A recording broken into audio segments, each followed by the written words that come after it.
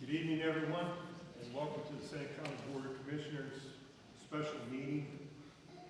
This is a public hearing for County Road 31 vacation, and this is a formal meeting. It will be recorded and then put on our website. So the meeting is recorded. Call the meeting to order, please. Roll call. We'll start with the pledge. Hey, jumping. Yes. Pledge allegiance to the flag of the United States of America and to the republic for which it stands, one nation under God, indivisible, with liberty and justice for all. Father, that's a great prayer. God, we're so grateful for the community we live in, freedoms we have. We ask that you look over this meeting and everyone has open ears and eyes to what's going to be presented tonight. Amen. Amen. Roll call. Commissioner Paradiso. Here. Commissioner Frankert. Here. Commissioner Bustecker. Here. Okay, so to open up the meeting, I'd like to welcome our county engineer, Mark Zimmerman, to start things off. Make sure we do this right. So you're up. Thank you. Thanks, everyone. Is that too loud? I've been told. A little too loud sometimes. Is that better? So first off, I want to welcome you all here. I want to extend a thank you to Old Ford High School for the courtesy of giving us the venue. So thank you, whomever is in charge of that. But we certainly appreciate you opening up your house to us so that we can entertain this public hearing. While I am not actively part of the public hearing, we have done a lot of these through the county engineer's office, and so the commissioners ask sometimes that I come up and kind of explain the process about what we're doing and why we're here. First off, I want to say in 35 years of doing work at the county, 27 of those years being at the county engineer's office, I have never seen a vacation hearing, and we have done many of them over the years that even came close to the turnout of people that we have today. So I want to thank you for coming. This is what government is all about. Whether you are for the vacation, whether you are against the vacation, whether you are neutral on the vacation, the commissioners need to hear from their public. They need to hear from their constituents what side of the fence you may be on. If you're in the middle of the fence, regardless, they need to hear from you about what your opinions are. So welcome, and I'm so happy and proud that you are taking part of what government is for. So over the course of the last, well, really since about the early 1800s, our county was set out by landowners requesting the county commissioners establish roadways. That's how every roadway in the county, every roadway in the state was originally established, usually to establish a mill run or to get to a business, or so that they could open up housing or a development back in the early to mid 1800s. And the commissioners would view that site. Usually back then it was bare grass, farm fields, woodlands, and they would make a decision whether or not this was a good place to put a road. If the commissioners at that time decided that it was a good place to put a road in, they dedicated that right-of-way over top of the property owner's rights, over top of the property owner's land, and a roadway was built. And up until, so in the early 1800s is when, for instance, County Road 31 was established. So over the course of years, roadways change their use. Sometimes they are no longer of use, sometimes they stay in use.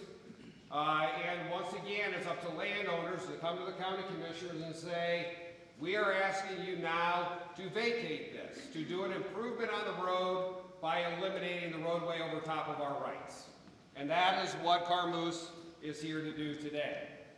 They have petitioned the county commissioners through the legal process of the Ohio Revised Code to vacate the roadway on top of their land. In the rural areas, everybody owns to the center of the road. They own both sides of this road, so they basically own everything except the rights that the rest of us have, that the public has for public use, of the road and roadway over top of that land, which is true for every road we have in Seneca County that hasn't been dedicated through a plat. So as you are coming up today, just remember, if you have something to say, I think the commissioners have 3 minutes? Yes. So this is standard, that they have at all their hearings.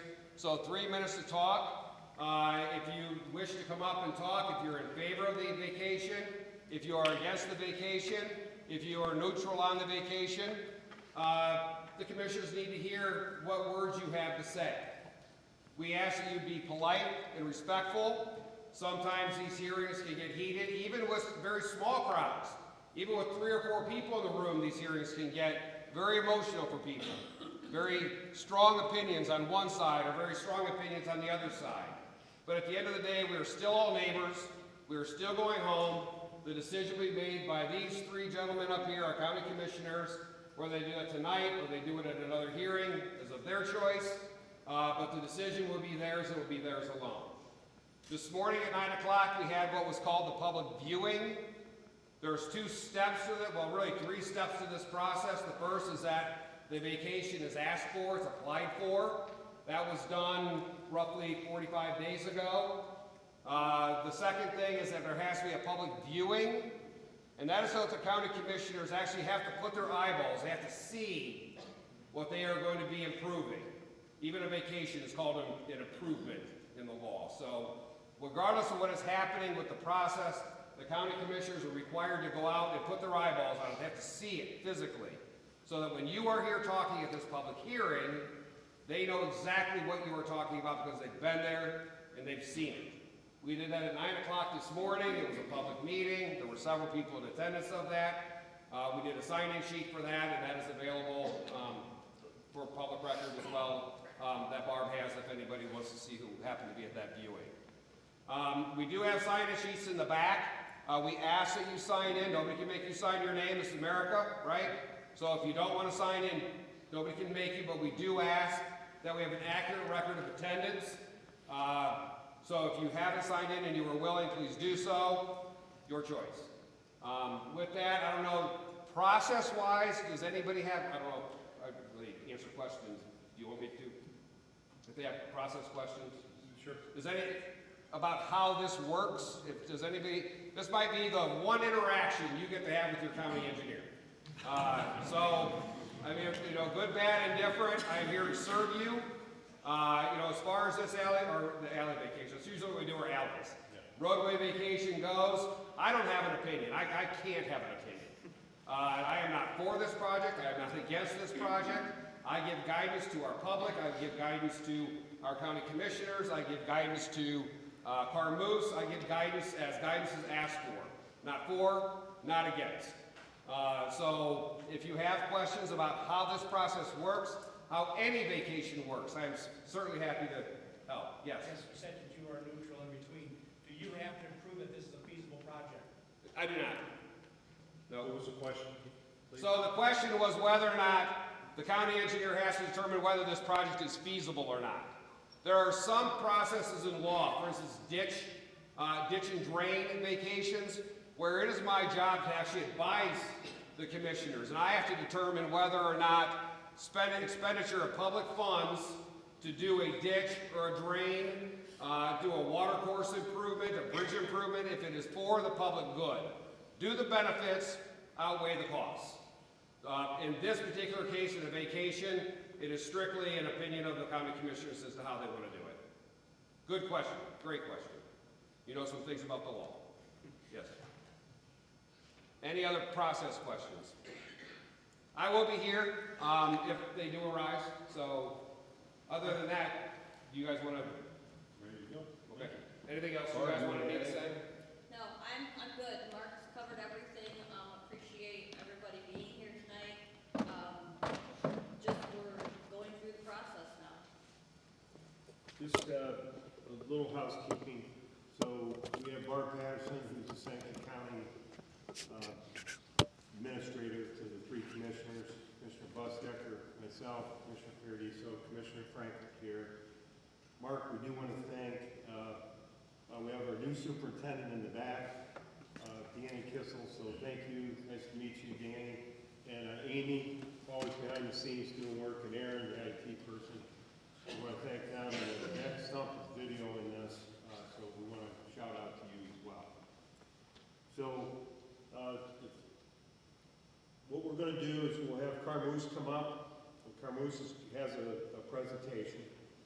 And then, once they're finished, anyone who wants to come up, as Engineer Zimmerman said, please come up to the microphone, make any statements you would like to make. We're really not going to get into a Q&A in this process. It's going to be more, say what you got to say, and then we'll move on, if that's okay.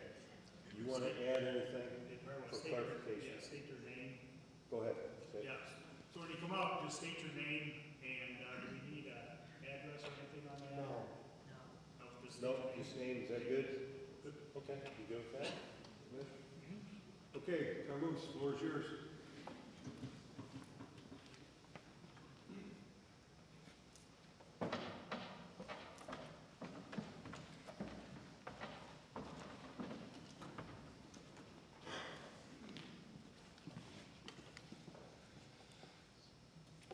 All right, good evening, everybody. I am Jake Michaelogic, and I'm the site operation manager at the Carmoose Maple Grove facility.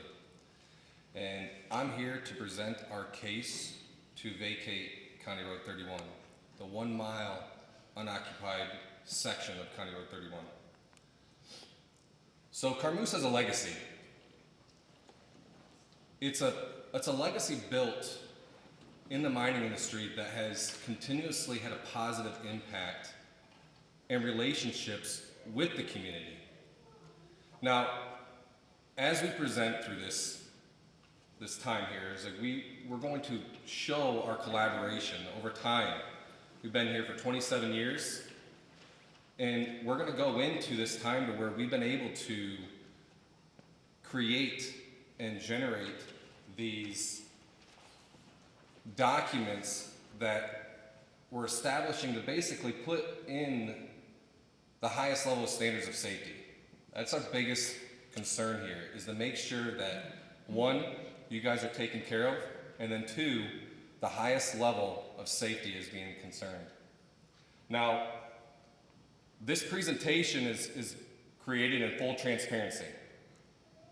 And as it goes on, we're going to have a level of trust that I hope you leave here with, that's written in legal documents. We will have legal documents presented before you that's going to be ready. So Carmoose is 165 years of family owned. They've been a family owned company for quite some time, 165, and they've been embedded in all sorts of communities throughout the world.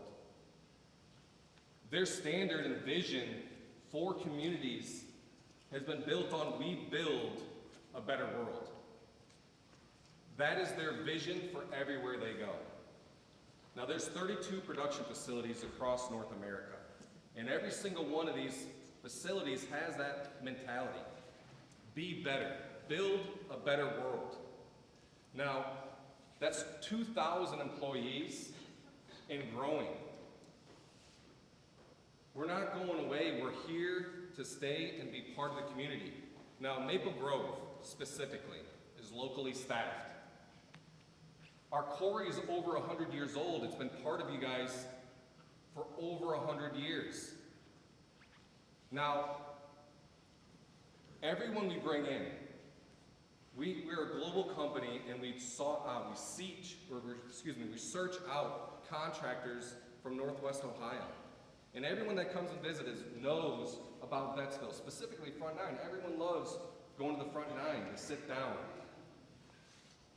Now, Vicki is going to go through and actually talk about what limestone does, specifically our quarry here in Bettsville, and how it impacts 325 families here.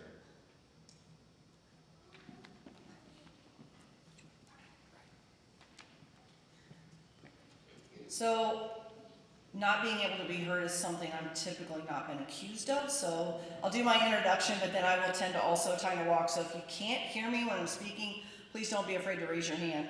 I am Vicki Kent. I'm the Regional HR Manager for Carmoose. I am based at the Bettsville site. I've been a resident of Seneca County for over 30 years. I've got ties personally and professionally to the Bettsville community for over 50 years. I take a lot of pride in that. I'm very invested in the community. Anyone that knows me knows that when I am in a position, like I am with HR, I am fully invested in my community. And one of the things that, if you know me, you know that I don't do this just because I have to, because I work for Carmoose. I do this because this is who I am. And one of the great things about when Carmoose recruited me, and some of my team here that's in front of me, I can remember my interview, is that my values and my outlook about my commitment with community and our outlook on safety aligned perfectly with what Carmoose had to offer as well. So for me, it was a match made in heaven, and they felt the same way about me. To talk about our community, so some of the things that we've done as Carmoose, keep in mind that back in COVID, those kind of ramped down a little bit because of COVID restrictions. I started with the company in 2021, and so I've been with them for several years now. And some of the things that I can tell you that we've been doing just since I've been there, as well as some of the long-standing relationships that they've had in the community. So one of the things that we're super proud of is our relationship with our schools. And Old Forest Schools specifically, a lot of the things that we do with Old Forest Schools, not only just because it's good in the community, but it also benefits our employees' children and their grandchildren and nieces and nephews. And keep in mind, a lot of these things that we do, we also do in partnership with some of the other companies. Church and Dwight, MGQ, M&B. The annual school supply donations. It is so much fun. We do about $2,000 worth of donations every year to the schools to help out. The annual spring carnivals, the spring musical support, Keeter of the Quarter, some great students that love to get recognized every quarter, and we love to be able to provide them items to do that as well. One of the things that we were super proud of with our commitment to the community is back when they first started talking about the playground project to replace some of the old playground equipment that had been around for a long time, is that they had announced and talked about the fact that there was a $110,000 goal in the community. We were so proud and excited to be able to donate $75,000 to that project to assure that they met that goal and provided that new playground equipment to all of the students in the community. Fremont schools, we even reach out to Fremont schools. Mr. Ward is with us here this evening, Atkinson Elementary, and he has worked with Kevin Stevenson, our previous site manager, for several years in doing their perfect attendance program, and we purchased bikes for that. And then, we far reach out into Seneca County as well, into Vanguard and Sentinel, Tiffin Columbian, Pat Smith, she does a great job over there with their career days and things of that nature that we love to participate in. Foundation Partner. The Foundation Partner Program started back in 2010. And what this is every single Carmoose site, it's not just us, every single Carmoose site, this is their vision, this is their commitment to the community as well. Every single Carmoose site has a partnership and a commitment to a foundation and a organization in the community that specifically focuses on kids in need. So our previous partner relationship was with Great Lakes Community Action Partnership. We had done with them for several years. And one of the new relationships that we've done for the past couple of years is SMILE, Seneca Mentoring Youth Links. Great organization over there and their group. We've done, just in the year and a half, 2 years that we've been with them, we've done $8,000 already in support and basket raffles and things of that nature. So it's something that we really take a lot of pride in as well. And then when we look right here in our backyard, some of the things that we do, again, we do this because this is who we are, this is what we want to do. All the different local community donations that we've done just in the past 10 years, this doesn't even include what was done before that. Some of the things that we've helped out and helped supported. Burgoon Little League, Sea and Otter Swimming, the PM Gilmore Community Park, Gregor's Corner, right down the road from us, when they were first starting out. We were super excited to be able to help them out as well and get established. We've donated to the Front Nine for their grand reopening event, as well as personally and professionally, we support the Front Nine. We love having them as a partner, and we try to hold as many of our company events over there as we can as well. Fireworks back in Bettsville. I don't know about you, but I'm from this community. I've been around this community for years. Fireworks is always part of that identity, and it's been so exciting to help bring fireworks back to this community. MGQ has been a big part of that as well, so that's been something really exciting that we brought back.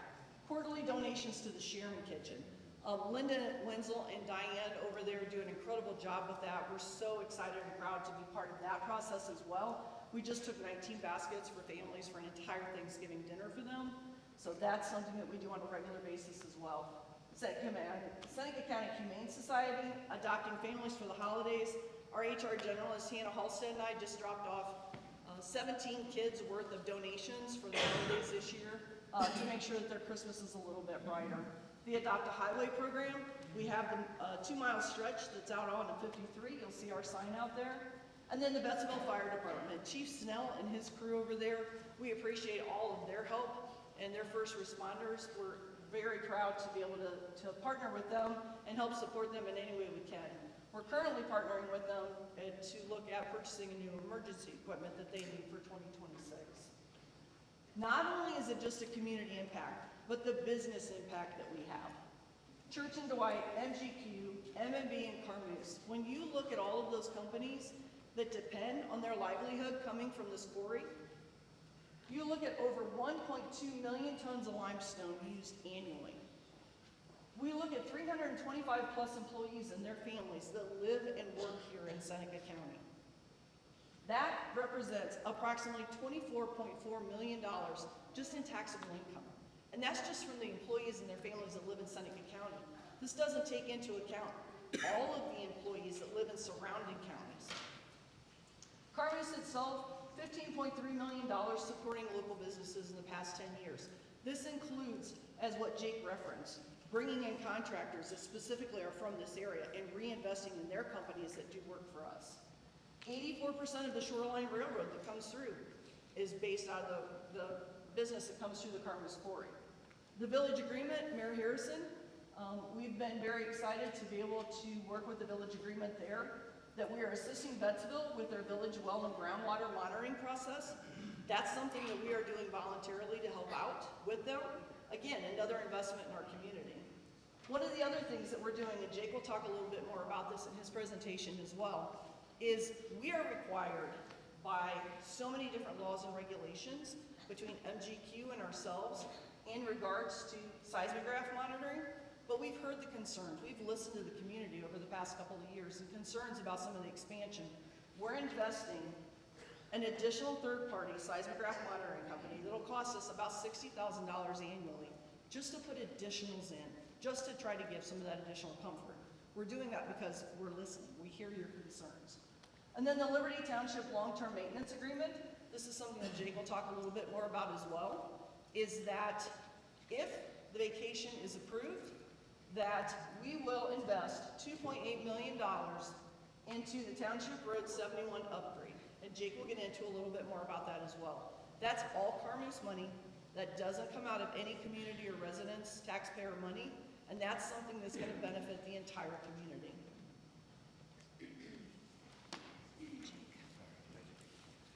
Yeah, thank you, Vicki. So the traffic assessment, this has been brought up quite a bit. So one of the things that I want to get out there is that we have brought in a third-party consulting group to actually go through and do this study for us. To compare against what ODOT has done continuously over the years. ODOT is mandated to come out and track this, but we wanted to verify and compare against. So there's two methods that we had to actually do. Is there's a cell phone or a smart light method, but the cell phone method, and then a tube method. The tube method is what ODOT actually uses. So by conducting both of these methods, we were able to make pretty definitive conclusions. Now, the assessment is around the whole area. That map shows all the traffic routing that we're actually discussing. Intersections, along with the central focal point being around this 1 mile section of the area that we're petitioning to vacate on County Road 31. Now, these two studies have concluded that there is very low traffic. This has not been the case all the time, but it is now a very low traffic volumes. It's unoccupied. This 1 mile stretch is unoccupied. The routes that are highlighted on here, we still move around the quarry freely. There's less than 385 single axle and then less than 50 dual axles. Both studies confirm to and from less than 250 total. Single axle versus double axle. The tube method is how you differentiate between single or dual. What's heavy equipment? What's trucks? Now, there is a website at the bottom of this, ODOT, everyone can go to it. ODOT tests using the tube method every 10 years. There's 2 data points specifically that I'm going to point out to on the historical trends from 2013 to 2023. 2 data points pulled using the tube method. Their method shows that there was a 61% drop in usage of County Road 31. 25% increase in County Road 61, with the remainder being distributed throughout the traffic network around the quarry. What that does is confirms the third-party consulting group that we used. It's low traffic volumes. Post-closure, if we do vacate County Road 31, what does that look like for the remainder of the traffic? How does that impact us? What the traffic study shows is that because of the low volumes and how it be distributed throughout the community, it would have a minimal impact. The majority of the traffic has already been distributed over the years. Anyone that lives here knows County Road 11 is busier than it's ever been. It's already moved and redistributed throughout the community. The remaining 385 to 400 vehicles will be redistributed. School transportation. What about the schools? We reached out to the schools and we talked to the schools, specifically the Director of Transportation. They will avoid this area because it is unoccupied. No one lives in this 1 mile section of road. There's still access around the quarry. Emergency response time. We deal with quite a few fire departments around here. We're a mine site. It's a dangerous and hazardous environment. We have to work with emergency personnel all the time. What does our emergency action plan look like? We coordinate with the fire departments, all of them surrounding our community. What does it look like if we have an emergency? Bettsville Fire Department's out, can't help us. Next one's coming in. What does it look like? We go through these drills because the hazards are very real to us in the mining industry. Now, working with them, proposing the Township Road 71 improvement, understanding that this short section of County Road 31 and the proximity of the other roadways near this 1 mile section, you can determine that there's no impact on emergency response time.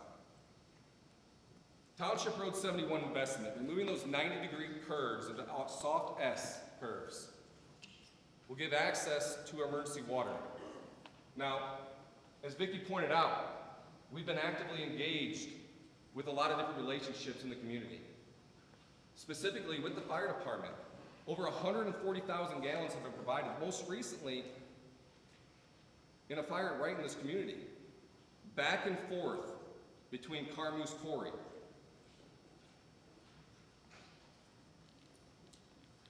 Township Road 71 investment. It's a long-term agreement. We've been in lots of conversations with the trustees, individuals. How do we make it better? What does it look like? It's a 1.5 mile investment into Township Road 71. The dotted right, on the right-hand side, there's a dotted red line. It turns into a soft blue with soft S curves to improve traffic flow. $2.8 million investment into 1.5 miles. What does this look like? We want to upgrade it to county road standards, widening it, making it soft S curves, removing the 90s. You have to have extensive surveys. We work diligently with the ODNR, with our own survey crews, with the Black Swan Conservatory Group. What happens to wetland? Is there any wetland delineations that we need to be concerned about? Can we even do it?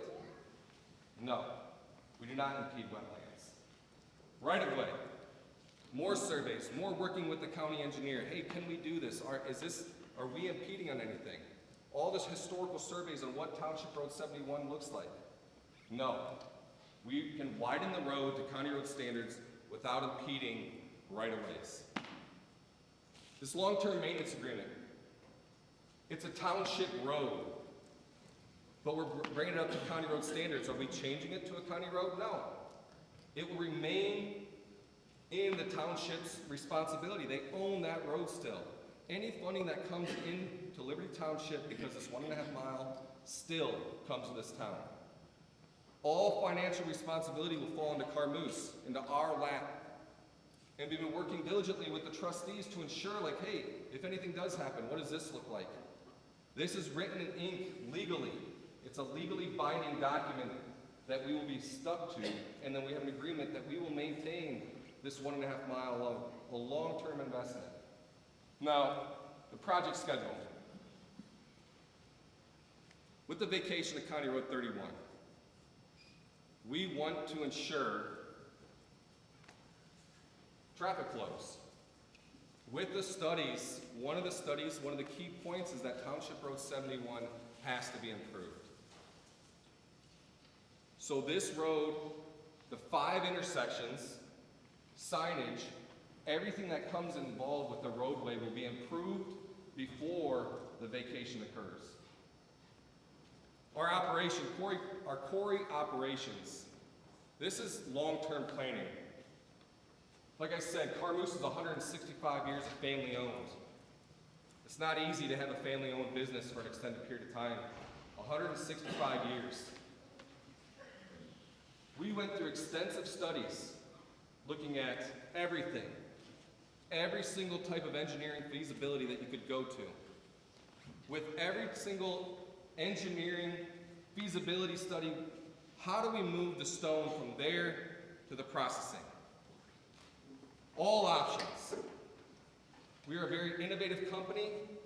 We are forward thinking. And our first thought is safety. How do we do this safety? How can this happen? How is it even feasible? County Road 31 being vacated is our option, which is why we're here before you today, to vacate this 1 mile section of unoccupied road on County Road 31, keeping safety at our forefront. Hanson property. We don't own that, and we do not plan on mining it. With all mining operations, we have to continuously monitor water. It is part of any and all mining operations. Hydrology studies are continuous. One of the most important things that came out of this, out of these relationships that we've built over time, is the ability to even have these conversations with all levels of leadership. Hey, look, we have 2 wells that support our entire community, or a good portion of our community. Can you come help? Absolutely, we look for these opportunities. That's why we're so involved with everything. We get to know the teachers, we get to know the neighbors. We look for opportunities to stay involved. Now, seismograph.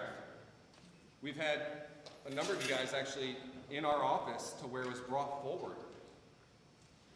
What are you guys going to do for us? I'm telling you right now, this is because of the quarry. This is that. With this village agreement, legally binding document, we're addressing that. Continuous monitoring surrounding the quarry in all populated areas. Comes into about 5. That is a data point to measure against any and all operations conducted by us for you guys to measure against. Now, the cemetery, the intersection point that just passed, right at where the cemetery is, just north of that is the start of the vacation.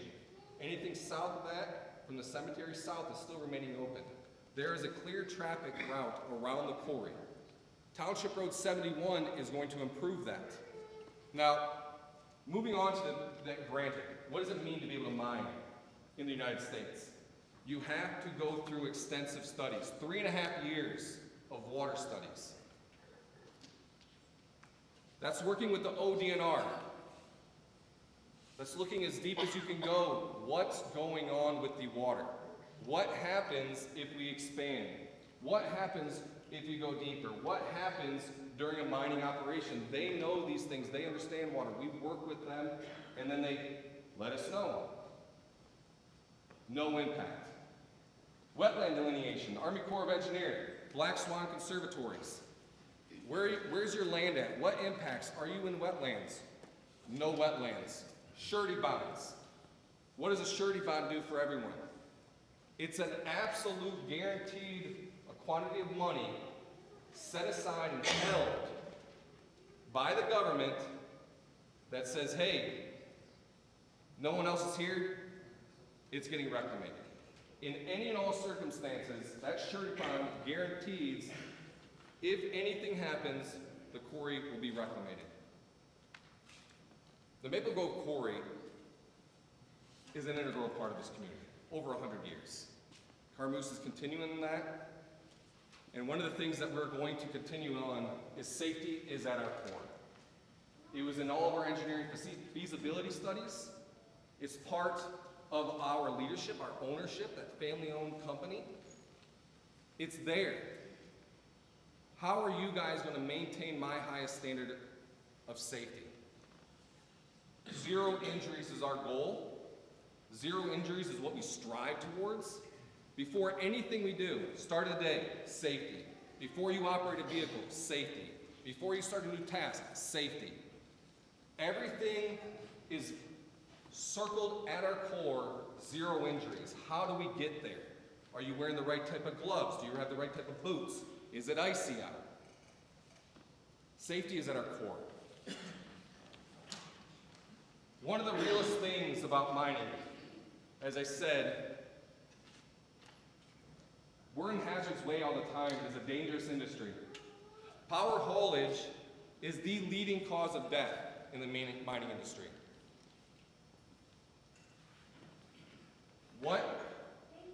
The reason why we are proposing to close this small section, this 1 mile section, where you still have access around the quarry with improvements, is because we need to eliminate this hazard. We are introducing a level of danger to the community that does not need to be there. It shouldn't be there, so that's why we're proposing this. There's a high potential for accidents in all sorts of scenarios. It's 246,000 pounds. It doesn't stop. These are slow-moving vehicles. They don't stop. 60 feet. How wide is a road? 60 feet. It's blind spots, debris. Every 1.5 minutes. This is a ton of stone. We said we moved 1.2 million tons. Our business requires a lot of stone moving. Every 1.5 minutes, we'd be introducing one of these haul trucks to the community. Unacceptable. We have the ability to have 100% risk avoidance. We have the ability to get rid of it. We don't have to introduce this hazard to the community in this 1 mile section. This video right here I'm going to show you is one of our training videos, and it's introduced to all new hires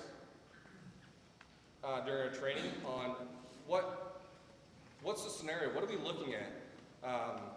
Is there any type of wind situation with the haul truck? In any and all situations, whether you could avoid it,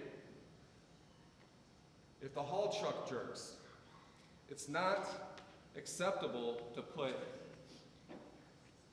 our stone hauler trucks in this type of hazard. Why should they be susceptible to a random person slamming on their brakes, opening up their car door without a seatbelt on just to yell out the door? People do not pay attention. There's lots of distractions. Just happened today.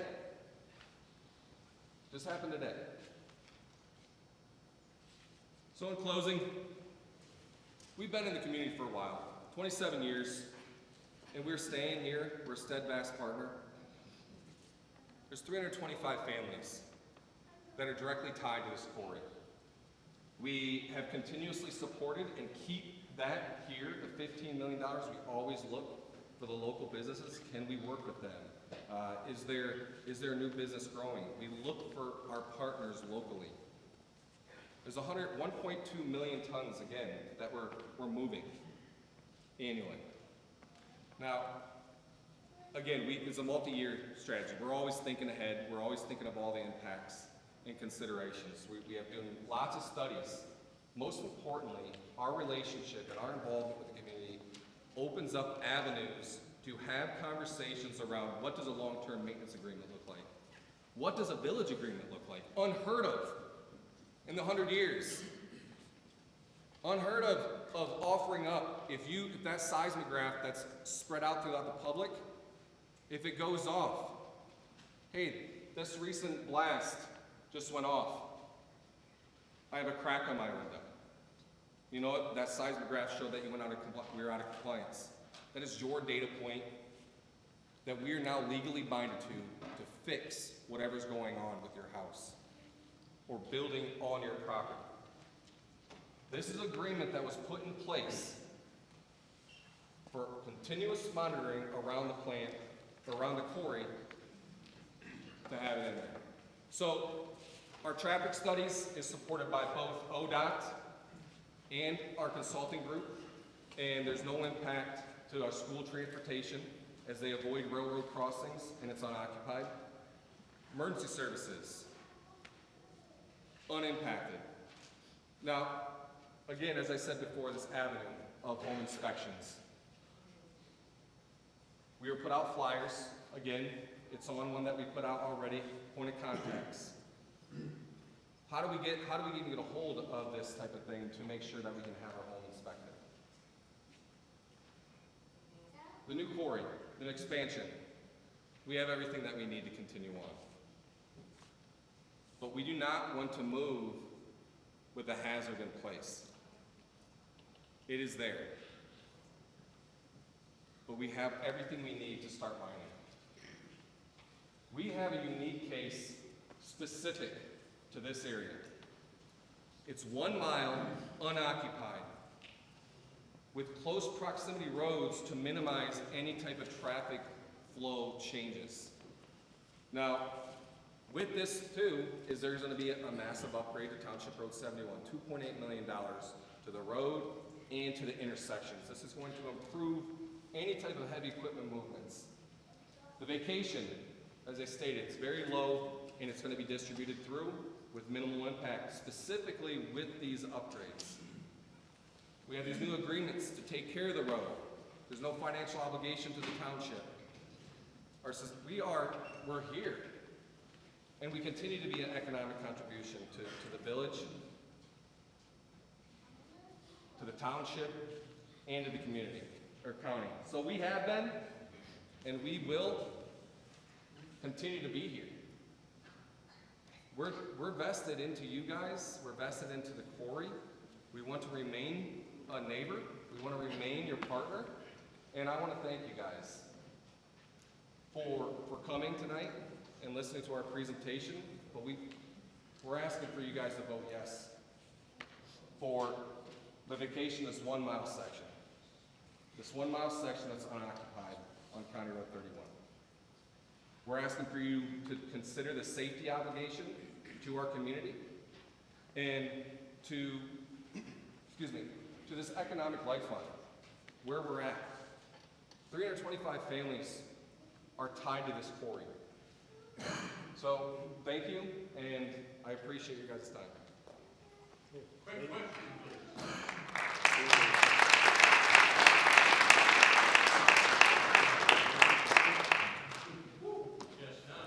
So we will, we have some commissioners for a little input here. So, should we maybe create a line 2 or 3 deep for time, if that's okay? If you would like to speak, the microphone's here in front. Come on down, whether you're for, against it, whatever it is, please state your name. We're trying to keep it close to 3 minutes. We will listen to everybody. If you want to stay 2 or 3 deep, that would be great. And you guys want to add anything? You good with that? Okay. Thank you. First of all, thank you for letting us hear this. Something I think people need, Charles Hall. I think something that hasn't been made real clear about this, you've kind of went around it. This is a legal proceeding that has to happen under Ohio Revised Code. You got to have this open meeting. This is part of the process. This whole thing that he did was part of that. And I think if people need to understand that this isn't just some presentation that's being made. For all the people who come, who work at this place, thank you for doing it. You are a very important part of this community, and we appreciate the things that you do. When I bought my house in Bettsville, I knew I was going to have broken floor joists, and I plan on fixing them next summer. It's certainly not your guys' fault. For the commissioners, you're all voted in. You know, sometimes you catch criticism for what you do. But here's what I know, and I don't necessarily have to agree with anybody else here. I pick up my granddaughter over on the other side of Fort Seneca. I drive across the country road, and I get on 31. And then I drive down to the end of 31, and I can either make a right to come here to Old Fort, straight shot, or I can make a left, and I can take my granddaughter every Wednesday or Thursday night to the library here in Bettsville. And as you go through Bettsville and you look at the downtown and you think of the things that Bettsville has lost, and for those people, and I'm new to Bettsville. I've only been here 11 years. I'm what they call a newbie. But I can tell you that once you take something away, it never comes back. And the idea that, you know, there's no sense attacking one another. There are neighbors and our friends, and there's people who have bills to pay. These are people with homes and investments that want to have it. All I know is, from my personal experience, I like driving on that section of road. I know they've bought up the houses along the way to kind of clear that out. I avoid the deer before you get to where you're cutting it off in that little wooded area. But vote no.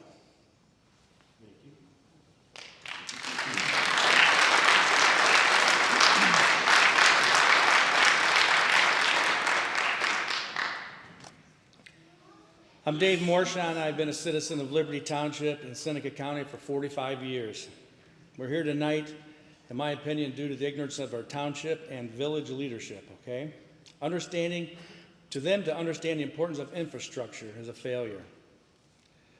Because we understand the value of our neighbors being employed by one of the companies operating at the quarry, we allow the world's best topsoil to be destroyed by the blade of a dozer. Removing our community forever, this soil will be pushed into piles to grow only weeds and shrubs from this day forward. Because we understand the economic value of our neighbors being employed, we allow the earth-shattering blast to continue daily, eating away at the largest investment most of the people will have their entire life, their home.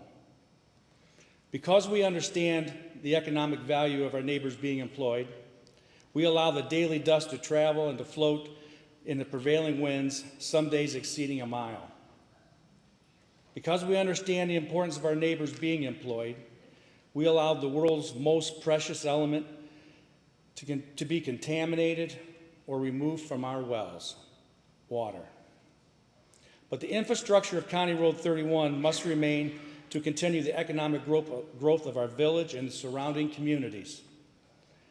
Other mines in the state have overcome this obstacle by either mining under the road or conveying over top of the road to have safety. Just in the past 4 years, we have added 2 new businesses to our County Road 31, Graber's Grove and Hostler's Construction, adding both economic and structured development to our community. County Road 31 is not just a number to the citizens of Bettsville. It is infrastructure that allows families to commute to and from work. to medical appointments, to family and friends, for shopping and eating establishments. I would like to close in saying that there would be no need for this study of the water, for we have already gone through this. When the expansion of the quarry come over to County Road 31, I on 158 there lost my water. My well at that time was not an old well. It was a well drilled in 1997. It was drilled deeper than most residents' wells and a better well than most have today along the new expansion. And yes, so that as the mining continues west towards the railroad track and south towards the village, water will become an issue. Possible even construction of a new water tower will be brought up. The expense will have to be assumed by somebody.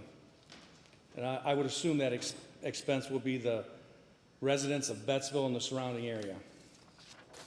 I can also say this unoccupied road, as we've been hearing about tonight, I knew we'd be standing here one day, so I personally put a camera out, and I have clocked from 6 a.m. in the morning till 4 in the afternoon.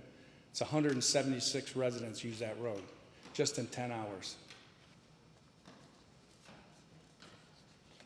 Thank you.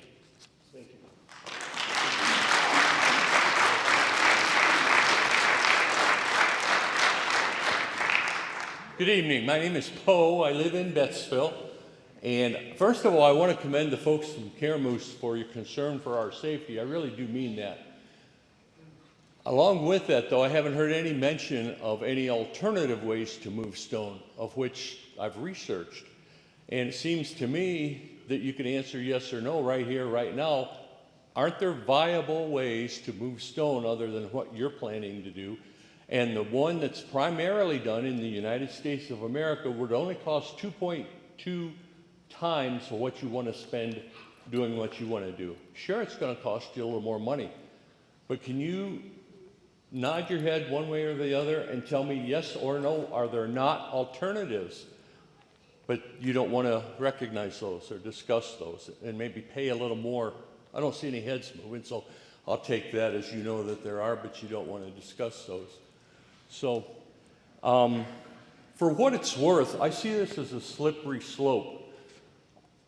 I might have mentioned to some of you over the years, I'm one of the actually the last Betts blood in my veins. My grandmother, Eulalia Beeler, was Eulalia Betts, a direct descendant of John F. Betts, buried uptown or downtown Bettsville. And there's a cemetery I heard you touch on at the very end. You mentioned the word cemetery, but I'd like to see an assurance that that cemetery out there that has names that I recognize, I've been out there numerous times, I'd like some assurance that that's not going to be just dug up, plowed under, since most of them are well over 100 years old, and forgotten. One of you guys, and you know who you are, and I won't point you out this evening, but I may in the near future, told me verbally at the plant when you were visiting down here, that won't happen. You said, we'll work around it. Let's see if that's in writing. I don't want to see that cemetery destroyed. So those are my thoughts. Thank you. And if you can't figure it out, if you didn't figure it out, I'm a no vote.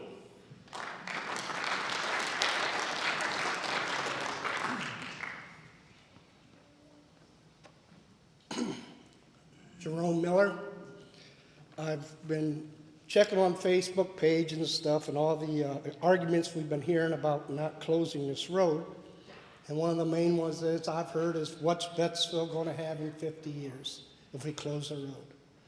Well, I've lived in Bettsville for 50 years, and I'll tell you what we've lost in that 50 years. We've lost a pie house. We've lost 3 bars. We've lost a grocery store. We've lost a drugstore. We've lost a hardware store. We've lost a bridal shop. We've lost the lumber yard. We've lost our school. We lost our community park. We've lost the ice cream stand. We had 4 churches. I think we're down to 2. We had 2 gas stations. I think we're down to 1. We have no Halloween parade anymore. We have no Christmas parade anymore. Then you go to Liberty Township, we've lost half our golf course. We've lost the Maple Grove elevator. We've lost the Catholic Church. And I now see we are tar and chipping our roads. We've never had to tar and chip our roads. We always had enough money to pave our roads in Liberty Township.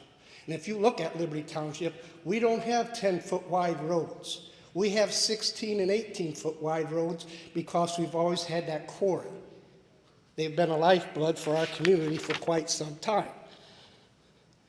There are things I've heard is, what about Plan B? They don't have a Plan B. They shouldn't have bought that property until they have a Plan B. They have a Plan B, and they're using it right now. They're going east instead of west. And people complain about the cracks in the wells. They're going to have cracks in wells whether they go east or whether they go west. That problem isn't going to be getting rid of just because you won't let them cross the road. And the last thing I have to say is I at one time was a township trustee. And when I was as a trustee, I was on the regional planning board. You guys all know what that is. You're supposed to use the current land the best it can be used. No factories on the good farm ground, no ice cream stands on every corner. Well, you have a property with high-grade limestone underneath it. You have a maximum of 5 feet of dirt on that limestone. You got a quarry across the road. What else would be the best use for that land? And the previous guy said it's only going to grow brush and stuff when they're done. Trust me, that's all it grew before they began. I know. I'd say take the road out, save some lives.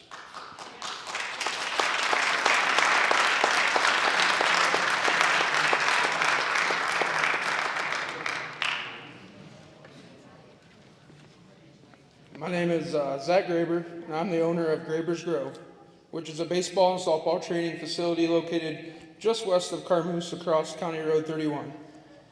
Graber's Grove has been open to the public for 4 years.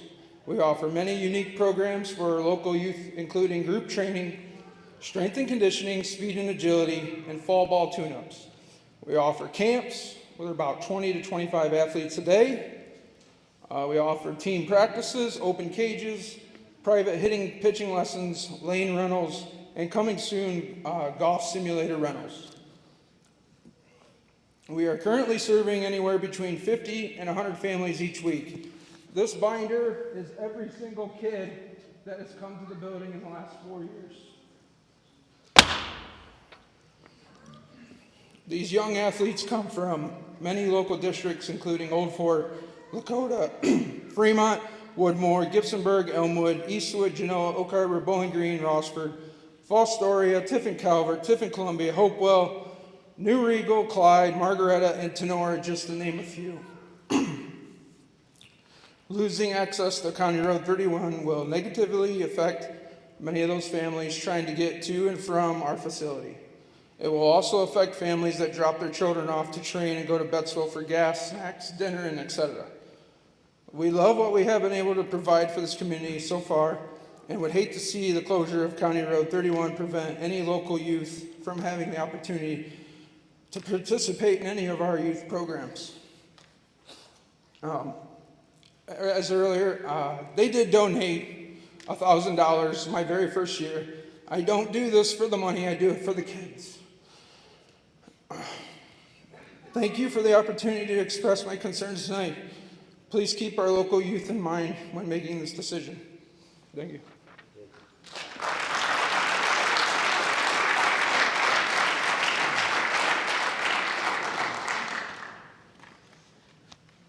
My name's Shrita Hartman. You guys probably recognize my name. I have emailed all of you on this situation for the past year.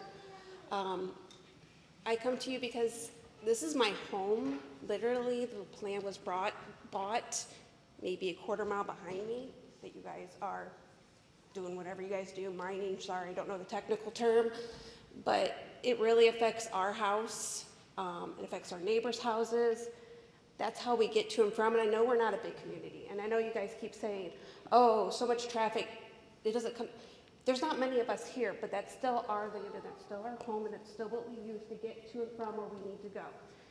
So I don't really like seeing all those numbers because I don't think it's fair and accurate if you're not taking into consideration how big we are. We're not that big. But we use that road, it's our home, it's how we identify.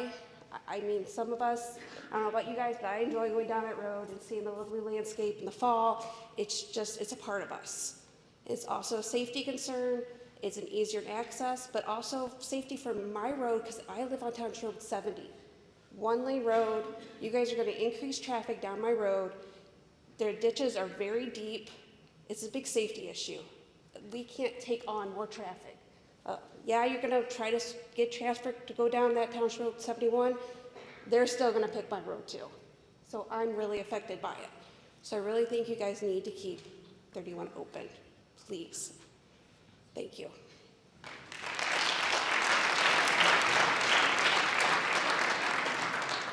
My name is Darren Kimmett, and my opinion is,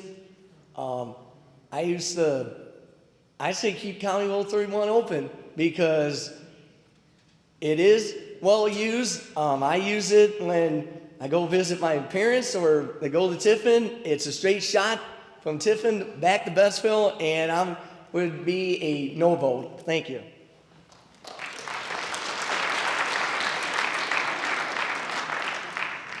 My name's Paul Diamond. I'm a resident on County Road 61 at the intersection of 31. I've grown up in this community, and that quarry has always been a backdrop my whole life. 31 needs to stay open because so many people in this community use it. There's almost 600 residents in Bettsville alone, plus the 20-some houses north of the intersection where they want to close it that will be directly affected. The other thing is closing 31 down and moving the traffic to 70 does not solve the issue, because for over 4 decades they have trucks stowed out of that quarry across 42 to where they pile it to use for the asphalt plant and kitty litter plant. Them same trucks drive a quarter mile down 70, across 42. So how is changing that fixing safety? You have the same issue. The only difference is you're pushing the traffic to the entrance to the quarry instead of on the back side of the quarry. So I'm opposed to 31 being closed.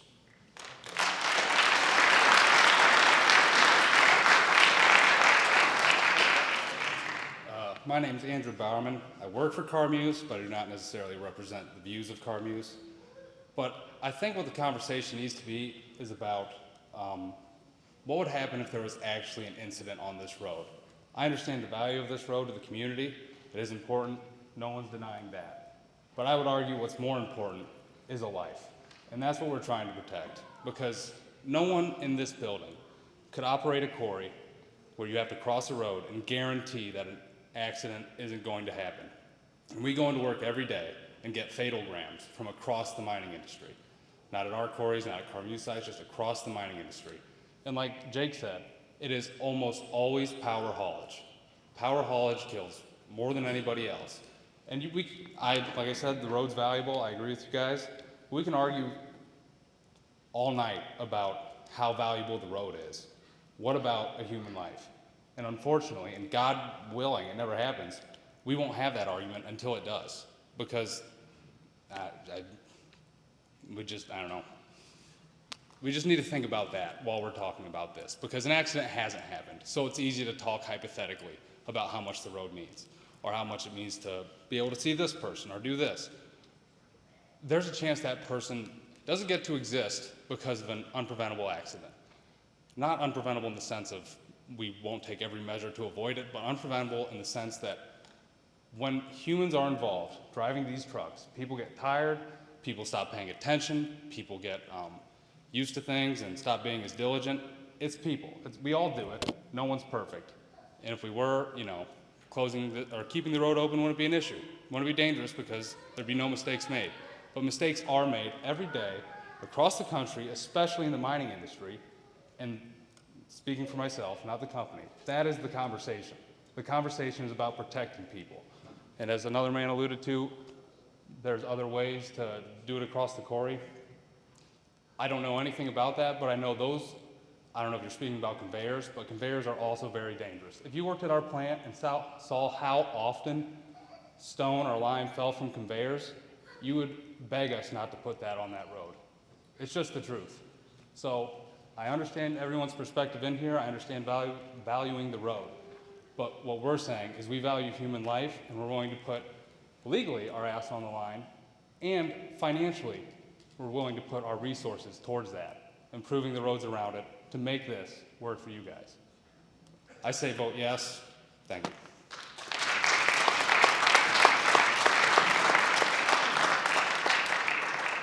Find out how it's done outside of Alexandria, Virginia.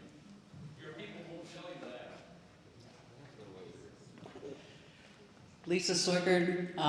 I live over in Fort Seneca, but interestingly enough, I appreciate that you guys are 165 years old. My grandmother was actually born in the middle of the quarry. There was a road that went back there. I'm finishing up a book right now about the Ridge. They called it The Ridge. My question is to you guys. I'm just really curious because 95% of the people I'm writing about right now are buried in Chris's cemetery. Do you have any idea? Are you going to be touching the cemetery? Are you going to be letting it? Because I'm also on the cemetery board, and I know how cemeteries are moved, and it's usually not real pretty. So We absolutely will not touch it. you won't touch the cemetery. All right, thank you.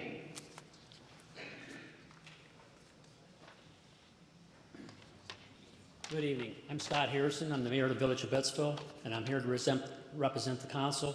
And I got three kind of topics I want to talk about, just so you understand the position of the village. We've had many discussions on this thing, and my goal as a mayor and as the council themselves is to protect the village as best we can, to make sure that the village will survive and that there was no financial strain on our constituents in the village. So we have three things I want to talk about. First off, we're talking about growth of the village, trying to make sure that we keep people employed and have money and stuff. Turn that up a little bit. I'm sorry. Right now? Okay. I'm sorry. So anyways, my first topic I'm going to talk about is really financial growth for the village. Try to make sure we keep people employed, try to build businesses, and that's what we've been trying to do. A lot of the people that work at these, for either MGQ or Carmoose or Turns to White, they come from Bettsville. They go to our gas station and stuff. They spend money. You know, they do Dollar or the other stores in the village as well. So I just want to make sure that keeps going forward. And that's one thing that I'm really worried about. The second big thing I want to talk about was protection of the wells, the houses, and all that stuff. And that's what's part of this agreement that we had with Carmoose, that if we wanted to make sure that we had some kind of an agreement so that if you damaged the house, their well went dry or whatever, that we were responsible and get it repaired or whatever. So that's what the agreement was all about, to make sure there was no financial issue to the homeowner or whatever. The other issue we got is our wells. Part of the village is on 2 wells that we run through our distribution system. And then we have the ridge area where there's about roughly 21 houses that have their own wells because they are part of the original 1949 distribution system put in place. So we have a mechanism to repair those wells or monitor those wells, as well as the wells for the village, to make sure that if we drop below the normal head position of the well, that they can be repaired or replaced, and that's part of the agreement. So I want to make sure everybody understands we're very diligent to protect our constituents in the village because of those. And then, so the way that would work is that we got monitor wells around, we get a baseline, so we know where the water levels are at now, and then if there's any change and stuff, we know what to do before we have a disaster. So if the water level starts going down or something, we have time to react and try to make sure that our people in the ridge or whatever do not lose water. That's the main thing, make sure they have good drinking water. Then we talked about structural damage to building, doing a survey for foundations or houses, and if they do their blasting, like they said, they do the blasting, seismologist review, and if there's damage, then Carmoose would be responsible for repairing those things. So I think that was very important. So it's basically 1,500 feet of all the structures, of whether new excavations and stuff are going on. Then the third thing I wanted to talk about really is the safety issue, or taking care of making sure somebody doesn't get hurt in the mining operation, because we all know that people driving down that road are not paying attention. It's just a matter of not if, it's just when. So, I mean, you can agree or disagree, I respect that, but at the bottom line, I'm looking at public safety and making sure that these people don't get hurt in the long term. Because we all know we could put stop signs up or even stop lights. You know, people run them all the time. You can look at railroad tracks. They got stop signs there. How many people stop at them? You know, that's what I'm saying. So that's just human nature. People, if they think they're safe, they just drive through or whatever, somebody's gonna get hurt. So that's one thing I was really worried about, and I guess that's my position as the mayor, and my position is representing the council. So the council is for the closure of 31, just so everybody understands that. So I'll vote yes for that. Thank you.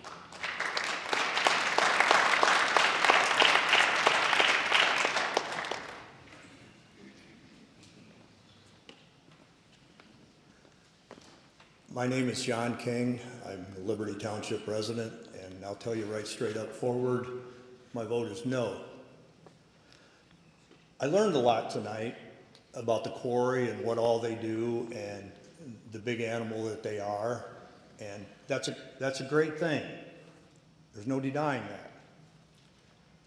And they've been here for 27 years. But their predecessor died on the vine and went away and left this community in a hamstring.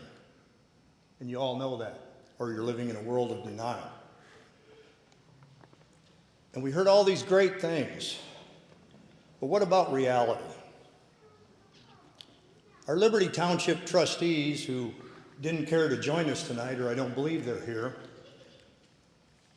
complain about too many miles of road to maintain, too many miles of road to mow. They got too much stuff and not enough income. I'm not sure what closing County Road 31 does to their finances, but I think it's probably net zero.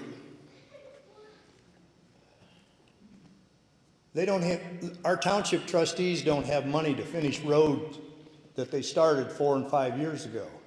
Township Road 111 is proof of that.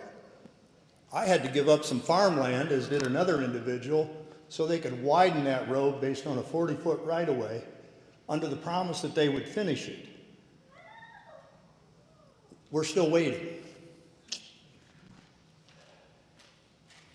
Closing 31 puts added pressure on County Road 11 and 111 and 69. 111 and 69 are 40-foot right-of-ways. Traffic is already heavy on all the roads in that area. And I'm like one of your prior speakers. I own farmland that fronts on 11 and 31. And I'm over there with cattle at more or less 6 o'clock every morning. And I can see the traffic going up and down both roads at this time of the year when there's no crops out there. There's cars going north, there's cars going south on both roads. I don't give a shit what your studies say. Reality's reality.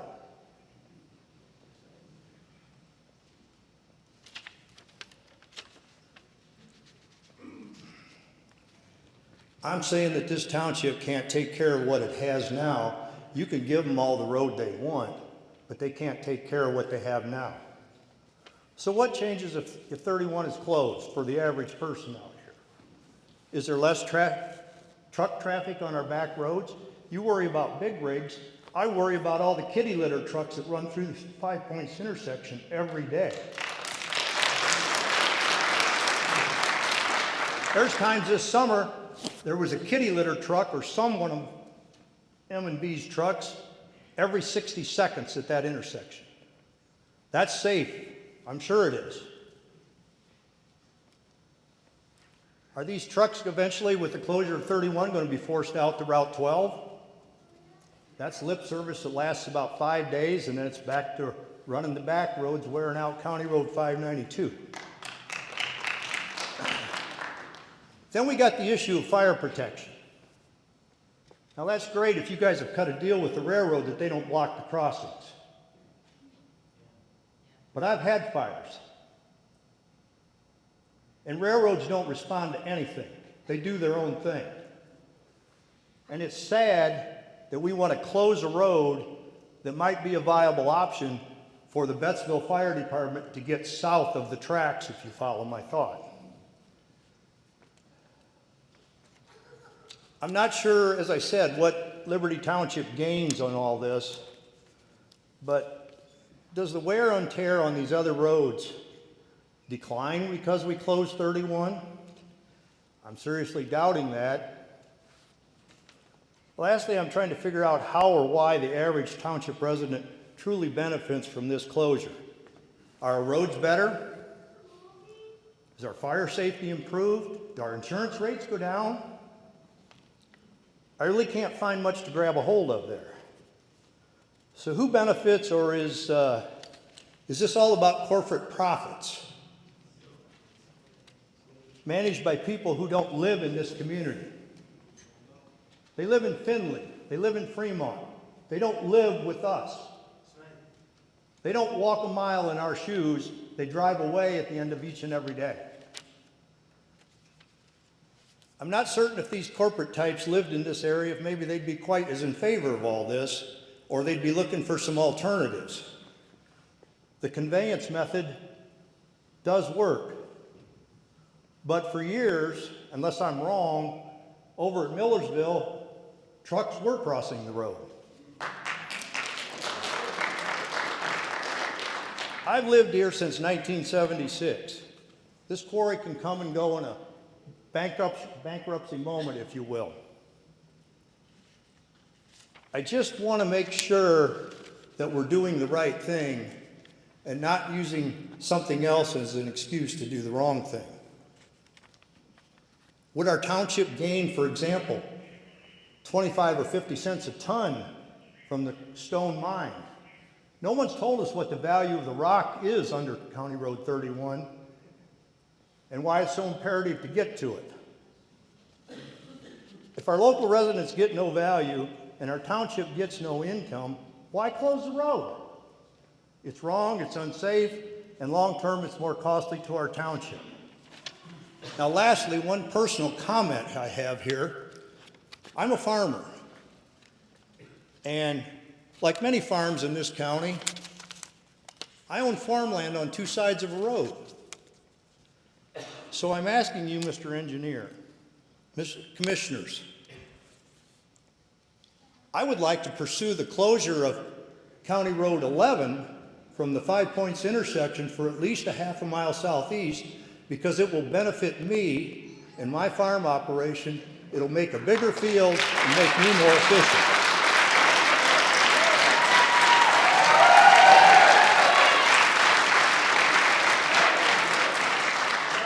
So if you haven't figured this out yet, my vote is no, but I'm the voice of reality. I'm also the voice of brutal honesty. I apologize if I offended anyone, but my vote is no. Thank you.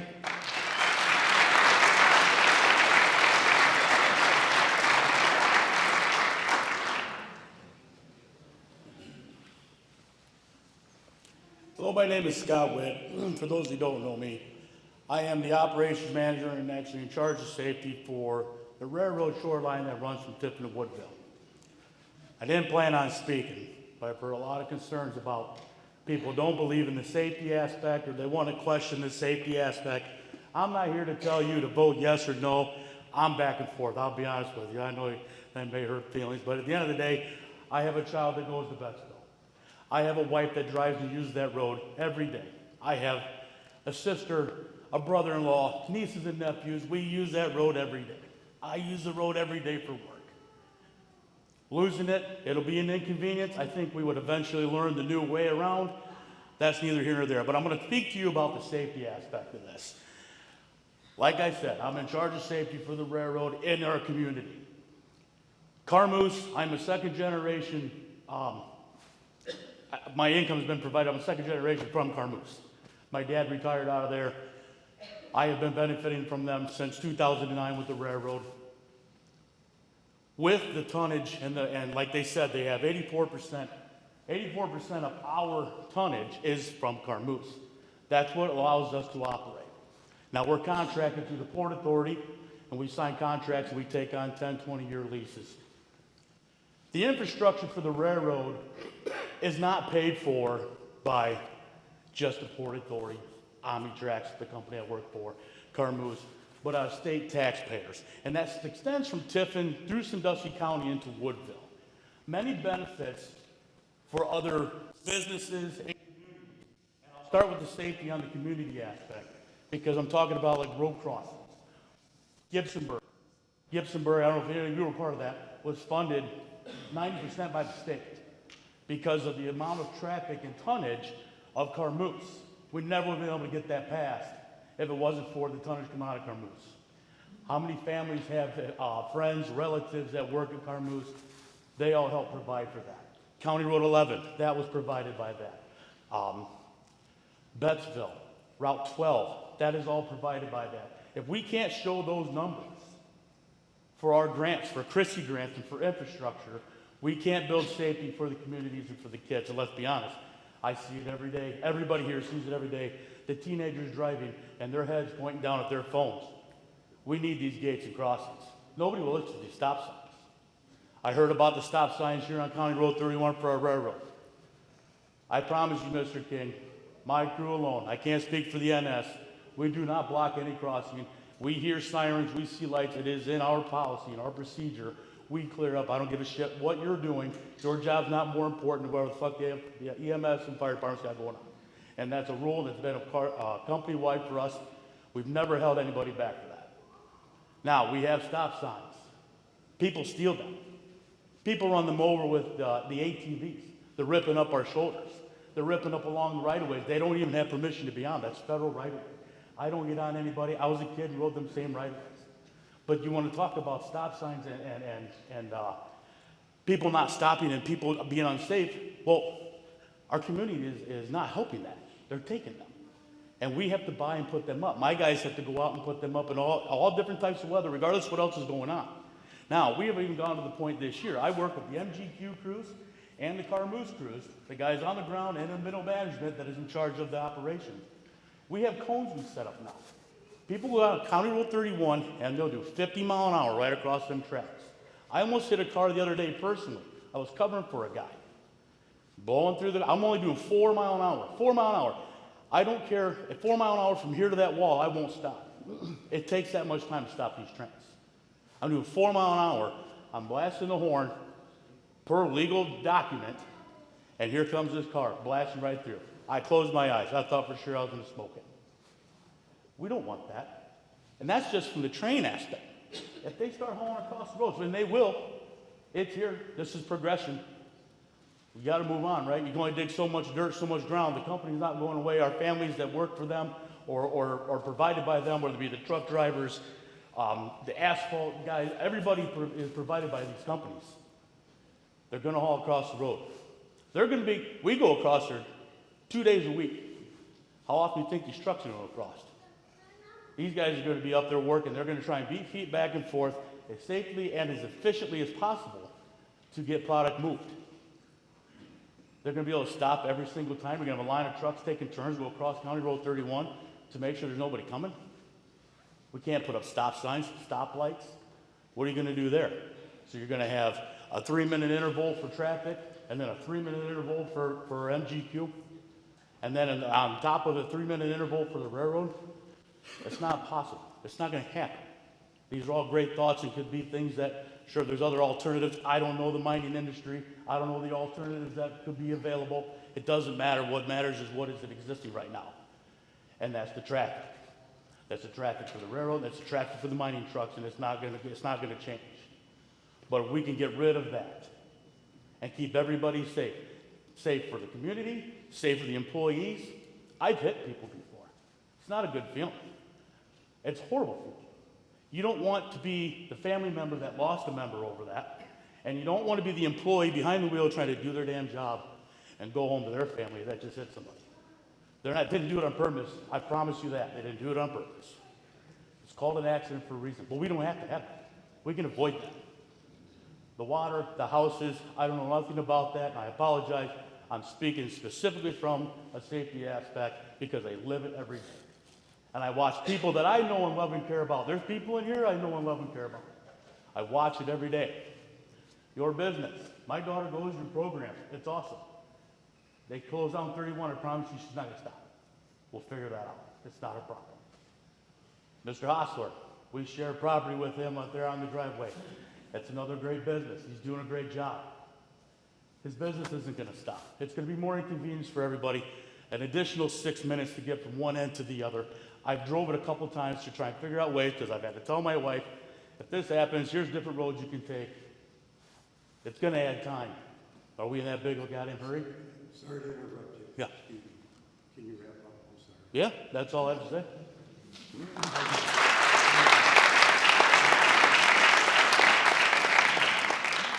Appreciate your comments. Could you speak into the microphone? We're having a hard time hearing. Thank you for speaking to the audience. Maybe turn, if you don't want to look straight at you, turn sideways. But My question is for you, so I can look right at you. My name is Kara Pence.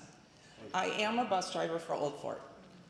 So I see a lot, I agree with kids on their phones. It's not just kids, it's adults too, because they think they can get away with it. We see everything. My main concern is the intersection of 31 and 61 is quite large. Even though it's a T intersection, it's a very wide intersection. So when the truck's coming out of 31 onto 61, have room. They're proposing, I believe it was 71. That intersection is not near as big on 61 as it is down there on 31. So that intersection at 71 and 61 is very, very tiny. And I know they have no control over the trucks that come out of there. They're not coming out of there, it's the trucks coming from M&B and Carmuse and all the things. They're coming out. I drive school bus. I haul the most precious cargo. And they pull out in front of us. They see buses coming. We gotta pull out. We gotta be out before the buses. That's a huge concern. We just had a bus hit with a semi. Our mayor got hit by a semi coming from Arm & Hammer, not on the truck route.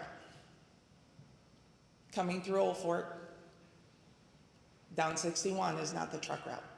They're not even supposed to be on that route. So my main question for you is, if you allow this company to shut this road, how long and how many other companies are going to ask you to shut down other roads? Thank you.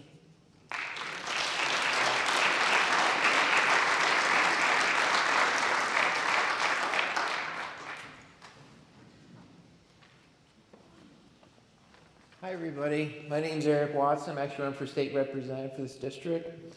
So I actually live in the district, so I thought this was important to come and hear what everybody had to say, because if I win, I'll be representing you guys. So I thought it was important to be here.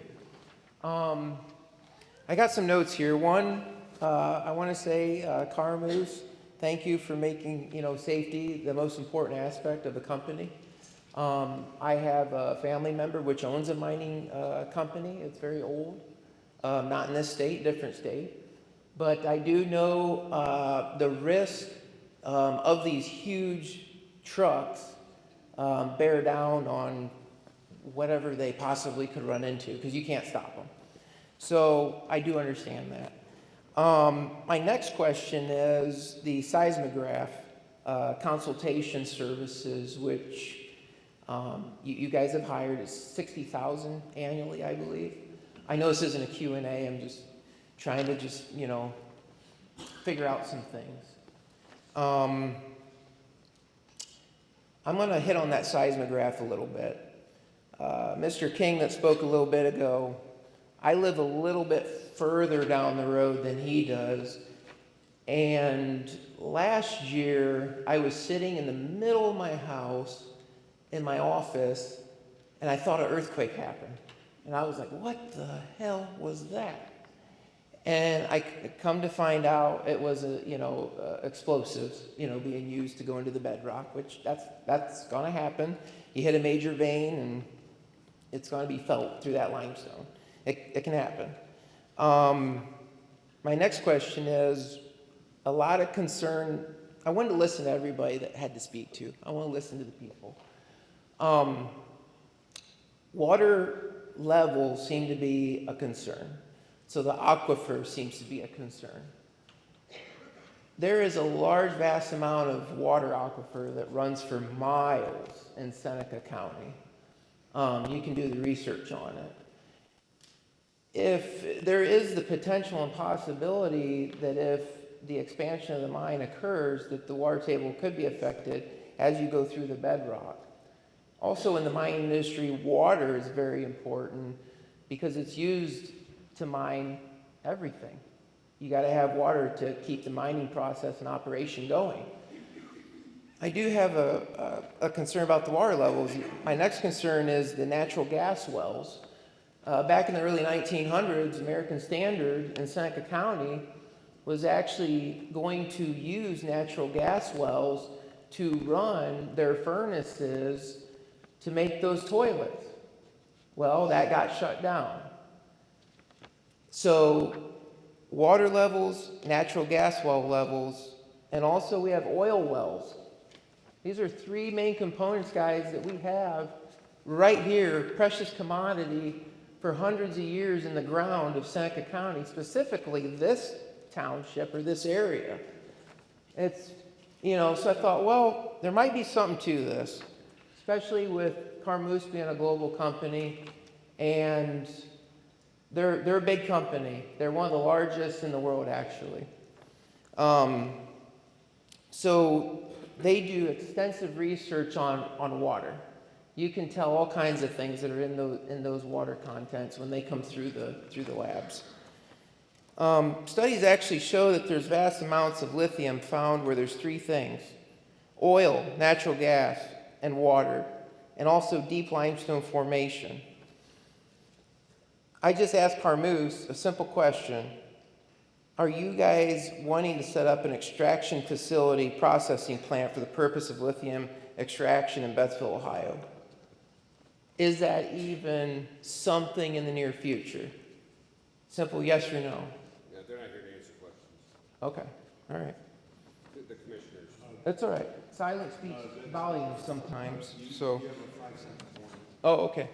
So water depletion is, that can happen. Vast amounts of water are going to be used, and then also this could lead to depletion of the aquifer. Just depends on how big and how deep they want to go. I would just like some answers. I'm not here to like pick on them. I just want to know what the plan is. But we're not going to get answers apparently tonight. Back in the 1990s, the U.S. was the world's largest producer of lithium in 1990. And that was actually according to the World Economic Forum.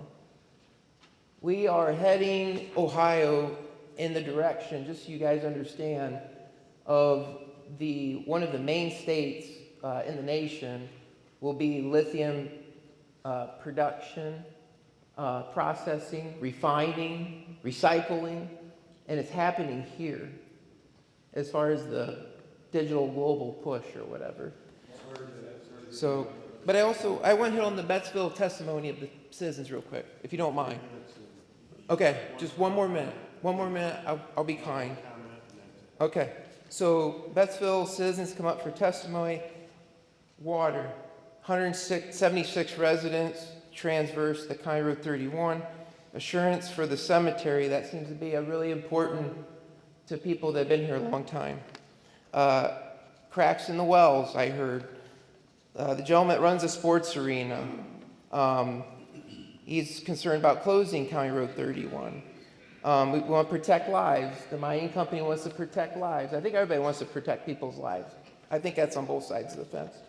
The school bus driver, thank you for giving your testimony. That made a lot of sense, something that I didn't even think about. Thank you.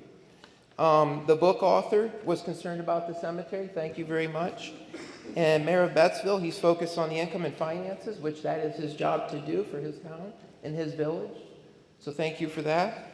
And also, we also want to protect the response time for the fire department to get down to 111 or wherever they need to go. So I think that's an issue as well. So I'm glad that you guys gave me time. I'm glad that you commissioners gave me time as well. And thank you. Anybody else would like to come up? Thank you. We're trying our best to keep it to 3 minutes. We're going over a little bit out of respect to everybody, but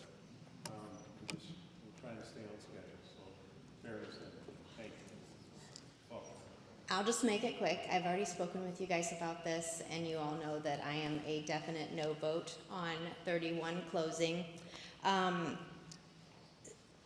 Thank you to Carmouche for your involvement and everything, but that's fantastic. But as a business, you should want to be here, and you should not be up here boasting about how much you do for the community. That's great. I mean, we could boast of how much the Legion does, and Heather Hunker with her travel agencies, and you know, everyone else in the village who helps out the school. It's what you should do as a community member here, not just to get us to be on your side. I want to also clarify that when they talk about the water, it goes 1,500 feet out. So I want everyone to understand that just because you live in the village does not mean that your house is protected with the water. It is 1,500 feet out from their limits. So not everyone is protected under what they're saying they will help you with your foundation and if your well goes dry.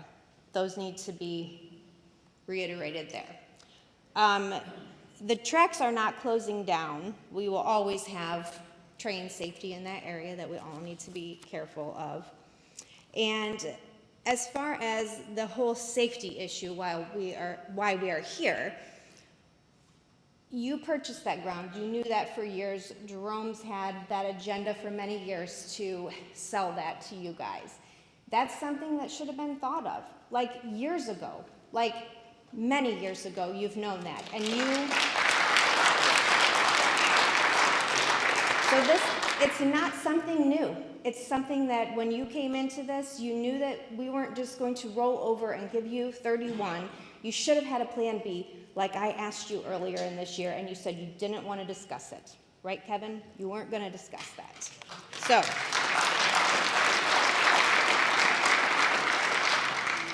also, when we talk about bus routes, we talk about safety.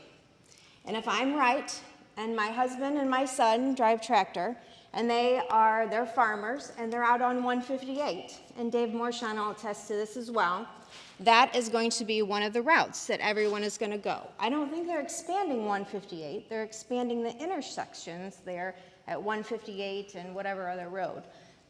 How many vehicles how many trucks and tractors, school buses, can those safely go down Township Road 158 together? Exactly. So how are we going to allow a bus and a semi, truck, whatever, to travel down 158 where I know there are children that we pick up on that road? That is not safe. So I'm just saying that there are alternate routes that they have. They may be expanding some roads and widening and paying for a road. There are other roads that are going to be impacted that are going to impact children's safety as well. So just one more thing. For years, I've lived here. I came into this community. I lived in Rising Sun. I came over here. I've had to live with the stinky onion smell for many years. And then I live with the blasting all the time. My walls are cracked. We don't really have any foundation issues yet, but we have issues. You know, like our home is an old farmhouse. We completely redid the drywall and my walls are cracked. But do I come over and say, hey, this is my problem? No, I just suck it up. All of the dust from the blasting over there that you guys are doing at Jerome's property, all that's coming into my house. Every day I'm like, why do I have so much dust in here? Well, it's because it blows to our ground. Our farm ground over there is so ruined by the lime that comes off of there that we've been told that no amount of anything can build that back up to the way that it should be because of all the lime that blows over there. So we're impacted too. But do you see me coming in and complaining? No, except for now, because I feel like we give enough to you already, and I'm done giving more. I'm done.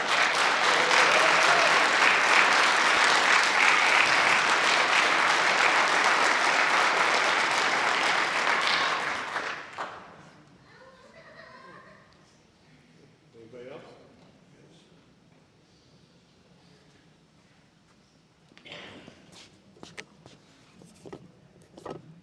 David Johnston, plant manager, Church and Dwight, and Seneca County resident.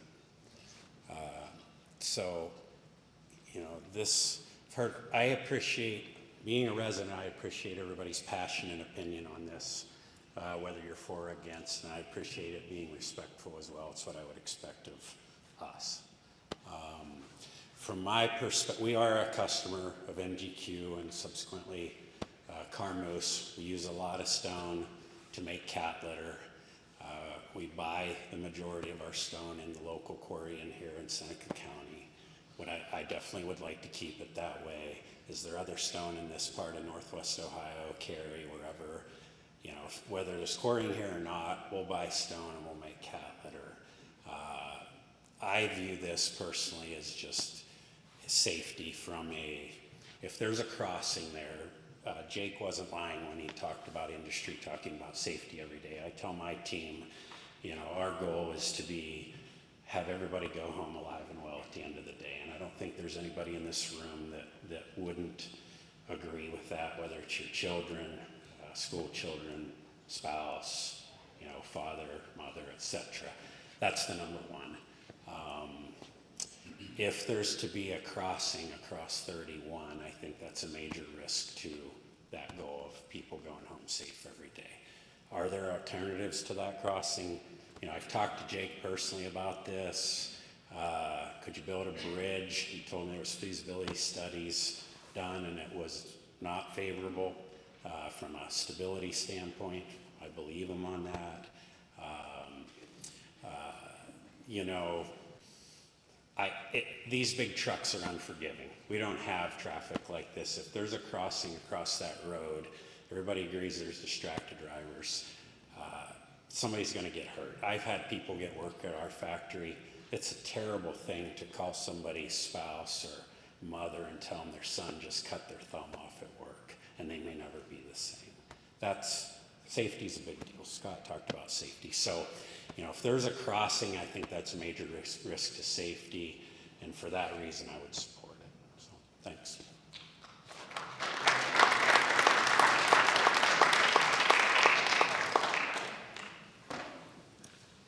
Hello, my name is Jane Jamison. I live 2 miles south of Carmoose.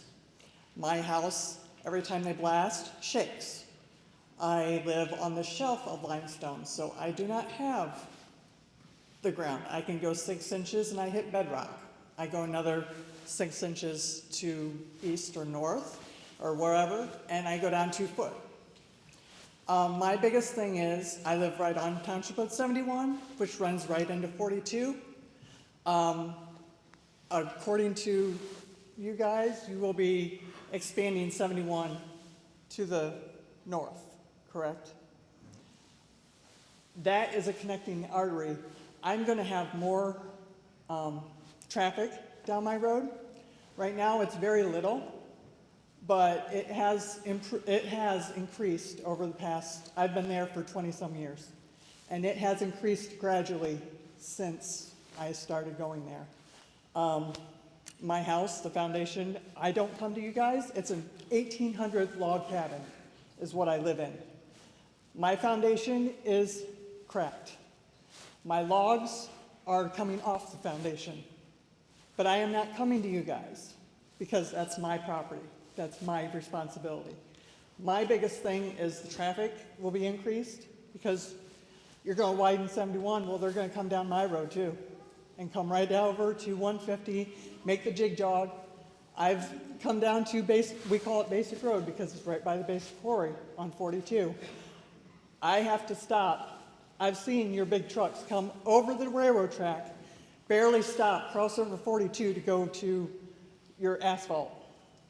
They don't even stop. They're rolling as they're going across the road. Your semis are going flying down 42.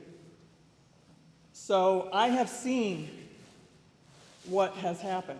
And when I stop at that stop sign, I travel 42 because it's well taken care of. My half of 71 is complete snow, complete ice. We don't have anybody help us out at all. We slide through the stop signs. I try and stop, but when it's a sheet of ice, you can't stop. And I know these big trucks, we farm also. So it's gonna be increased traffic. That's my biggest concern, because we have a peaceful little area right there. And my daughter is a senior this year in high school. She took her senior pictures on our road because we don't have that much traffic. But that traffic will increase tenfold once you widen that track, because they'll say, oh, wait, there's a road right there. We can just go right down there. And that's what they're gonna do, because that's what's gonna happen. You can make your maps and go, oh, you can go around the quarry. No, they're gonna come right down. If you cut down where the railroad track is, where you're gonna shut it off for 31, they're gonna come down 71. And we're forgotten about.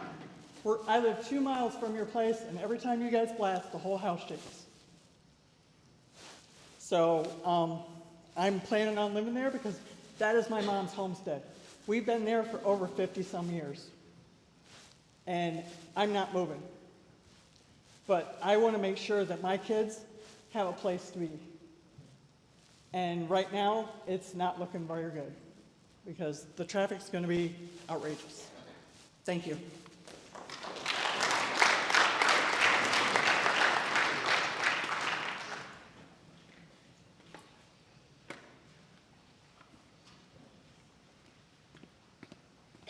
My name is Robert Williams. I didn't plan on speaking today, but I work alongside Scott that is in charge of the safety and rail.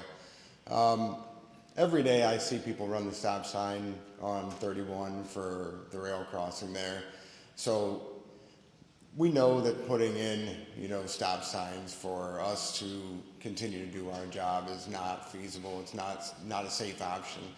And we talk about taking traffic from 31 and putting it on other side roads and increasing, the risk of accident or injury or death on those side roads. We can all battle back and forth about what is the safest option, because we view it as the safest option is to completely eliminate the risk of an accident or a death on 31.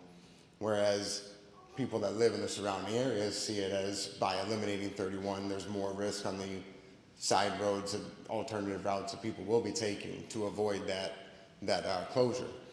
But I think what everybody in this room can agree on is that American jobs is what we all want. We all want American jobs. And we will preach it every day, all day long. We don't want to send jobs overseas. We want jobs to stay here. We want, American families to grow on American money. And there's a lot of farmers in the room that actually will attest to that as well. They've grown their business with American ways. We are Americans. We're working for a company that is paying us money, and we want to do it the American way. Everybody has an American dream. When we wake up, we go to work, we make our paychecks, we don't want that to go away. And I think we can all agree. We can all agree that we want American jobs. With American jobs comes expansion. Expansion in companies comes, in a quarry especially, is going to expand outwards. A warehouse or something like that, a factory can expand but keep everything kind of centralized. Whereas a quarry, we have to go somewhere. And in order for us to do that, I would say that it is a feasible solution for that to be the closure of County Road 31. Thank you.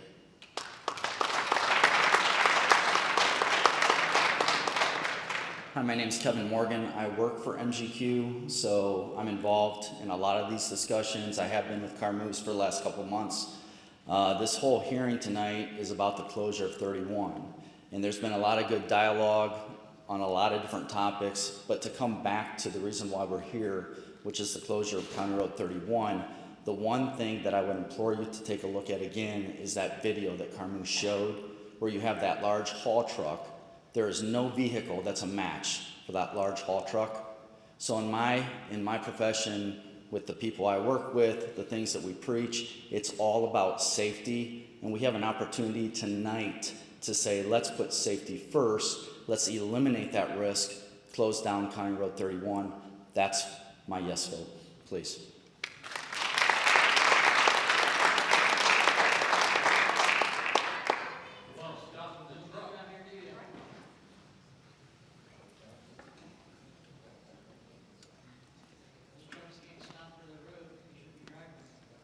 Hi, Lavana Shank.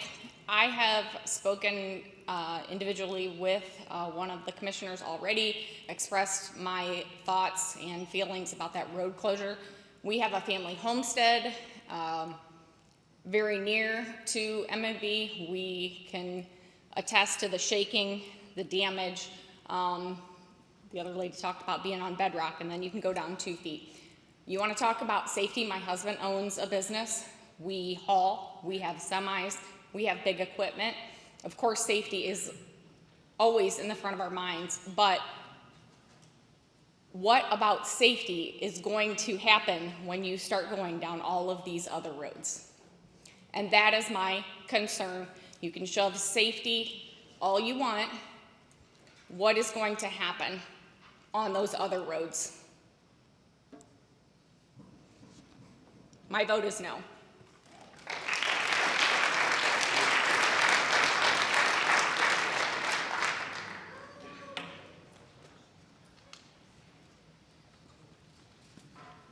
My name is Aaron Fry.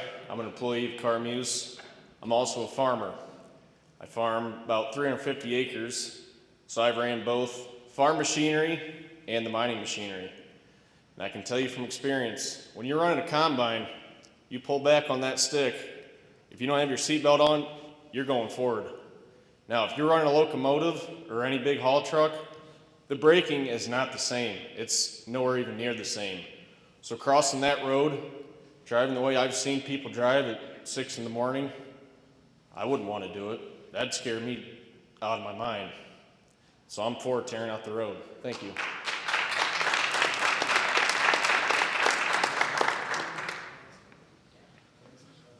Yeah, Kerry Tice. I don't live in Bessville. I'm on the other side of Tiffin. But anyhow, just a couple suggestions. I don't know if you guys own the Kerry quarry.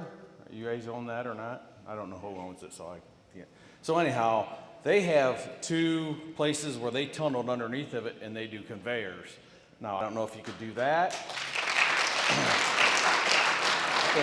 And also, when they did that, they were driving their big trucks across the road, but they also had people stationed there for safety, watching the road, making sure people weren't coming across and so forth when the trucks were coming across, or they were stopping their trucks when a vehicle was coming. So that could be done. But also, I don't know if it's the possibility of tunneling underneath the road big enough that your trucks could go underneath of it and make a bridge. Just a suggestion. I don't know. There's a lot of back and forth here. It sounds like we don't want the road closed. I can see why. So I'm kind of just putting that suggestion out there. That's all. Thank you.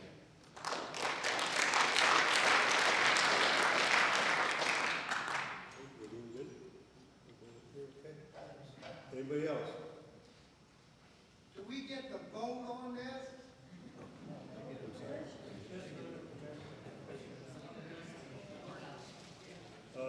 The process is that the 3 commissioners up here will have a discussion and then take a vote. Okay, is that the question? Commissioners sit up there don't live in this community, so these are the people we should be asking, and they should be able to vote for. Yeah, I guess me. Back to you, Mark.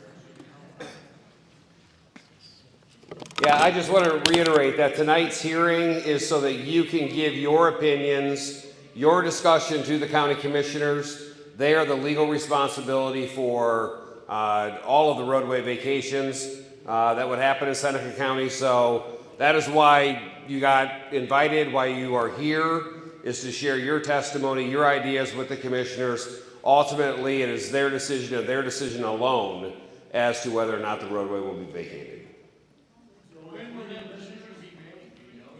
There are only 3 commissioners. Is it going to be publicly voted? Of course. Yeah, so just like the viewing was this morning, the hearing is this afternoon. All efforts of the county commissioner's office, all meetings that they have are public meetings, and all of their discussions and decisions are done in the light of day. Yes. Thank you, Mark. Commissioners, anything? Thanks, Andy.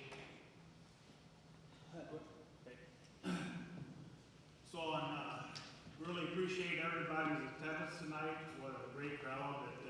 As my years as a township trustee, we vacated a road that didn't go anywhere, nothing like this, and the commission we have. And certainly we've never had this kind of attendance. So this shows that it's a lot of concern, importance, and direction and stuff that, you know, I think we all heard everybody kind of loud and clear and stuff with it. And again, appreciate everybody for being here. And back where the president. Yeah, again, I'd like to thank you guys all for coming out tonight. This is a newer experience for myself. I'm the newest commissioner in the county, and I have listened to all the different comments that have been sent to us in email, and I greatly appreciate the insight. And I have talked with the Commerce people. I've talked to the mayor of Betsville, and this is a serious issue for all of us to consider. And none of us sitting up here take this lightly. Exactly. So at this time, I'll make a motion to vacate County Road 31 as submitted on 10/21/25 by Carmoose to the County Commissioner, contingent on final certification by the Office of the Seneca County Engineer that the completion of the long-term roadway maintenance agreement negotiated with Liberty Township is completed and finished to your, that's contingent on vacation. You agree with that, Mark? It would be my recommendation, if you do vote to vacate it, is withheld until those improvements are made for sure. Yes, I think that's what I was trying to say. Does everybody understand that? Okay, so we have. Part of your resolution. I'm sorry? Try to make something contingent in a resolution that's not there in writing. I didn't hear that. What? I'm sorry. You're trying to make something contingent, and it's not in writing. Yeah, I think that the motion that he is referring to does legalize that. It does put that on paper. I'll just disagree. I have a ball license. I don't. Okay, are we good? Okay, so that was yes. I would just like to correct your motion. The date is October 29th, not October 21st. That they petitioned for the vacation. So everybody's clear. The petition for vacation was October 29th. And there is a legal document approved by the Seneca County prosecutor, township trustees, county engineer looked it over, that has to do with improvements to the road. Okay? And so vacation, in my motion, would not happen until all that, whatever's in there is fulfilled to our county engineer's satisfaction. And that's what the document says. So are you guys good with that? Understand that? Okay, so we have the motion. We either have a second or we don't. So I made the motion. Okay, so we have a second. So now we have open discussion. Okay? Who would like to go first? Go ahead. You good? Yeah, go ahead. Okay, so we have the first and the second. I would like to make some comments. So the public understands there was a lot more work and information presented to the county commissioners than you heard here tonight. You know, as commissioners, our job is to get informed, to educate ourselves, to make the best decision possible. This is a very unusual situation. I've been here, we voted and discussed 600-foot windmills. We voted on the largest landfill in the state of Ohio, an expansion. We took in consideration 150 hen poultry farm. Okay? This is not normal. Carmoose owns the quarry. They're driving trucks, they're going to be driving trucks across. They have a permit to drive their trucks across the road. And they have their blast permit. We talk about blasting. The only reason they haven't blasted yet is just clean, scrape the top, you're ready to go. They have a blasting permit that went into effect in 2023. So this is a tough one. You have a good neighbor that owns the land, that has a permit to blast, and we can't stop the blast. We can't stop the expansion of the landfill. So I'm trying to look at this from everybody's perspective. The traffic on 31 is real. There's 400 cars a day that go on 31. I received 12 emails. Thank you everyone for sending me your email. I've read them all. I've talked to EMS, talked to fire, and school bus routes, and I don't think that closing the road, I think that's been addressed. There are good questions. Is this verbal, is Carlos just talking, or are they putting some things in writing? What's different with this agreement that I don't think a lot of the public has seen, or I don't know why, but in October 21st of this year, the Village of Betsville unanimously passed an expansion agreement. On October 6th, 2025, the Liberty Township trustees approved a long-term roadway maintenance agreement. Both of these are contingent on the road closing. So if we don't close the road, it's business as usual. They're going to blast. All the people that live in Betsville and the surrounding area are on their own. 31 stays like it is with trucks and all. You've heard the safety piece. So it's tough. So I'm trying to look at the bigger picture. We can't stop the blasting, but if we have this agreement, the Village of Betsville, this is a pretty substantial agreement. There's a 1,500 square foot ring around the blast area that picks up over 100 structures. And for 25 years, for the length of this agreement, Carmoose will test the foundation. This is for water and for foundations. It will create a baseline, put in seismic monitoring, and if there's damage done because of the blasting, they'll take care of it. We talked about the township trustees not having any money. Township Road 71 will get major upgrades, including the intersection at County Road 61 and Township Road 71. Other intersections will be updated, all at Carmoose's cost, and will be maintained at Carmoose's cost. And so I just want to make that known. When we talked about, there's no easy answer to this, but taking trucks off of 31 and diverting them versus that scenario, I just think over time it's something we ought to take into consideration in our thinking. So those are my comments, and I'll let you one of these speak. Okay, thank you, Tony. So as I listened to, everybody converse, received a lot of emails, phone calls, really appreciate the conversation. So I might have a little bit different perspective that I bring as a township trustee, current commissioner,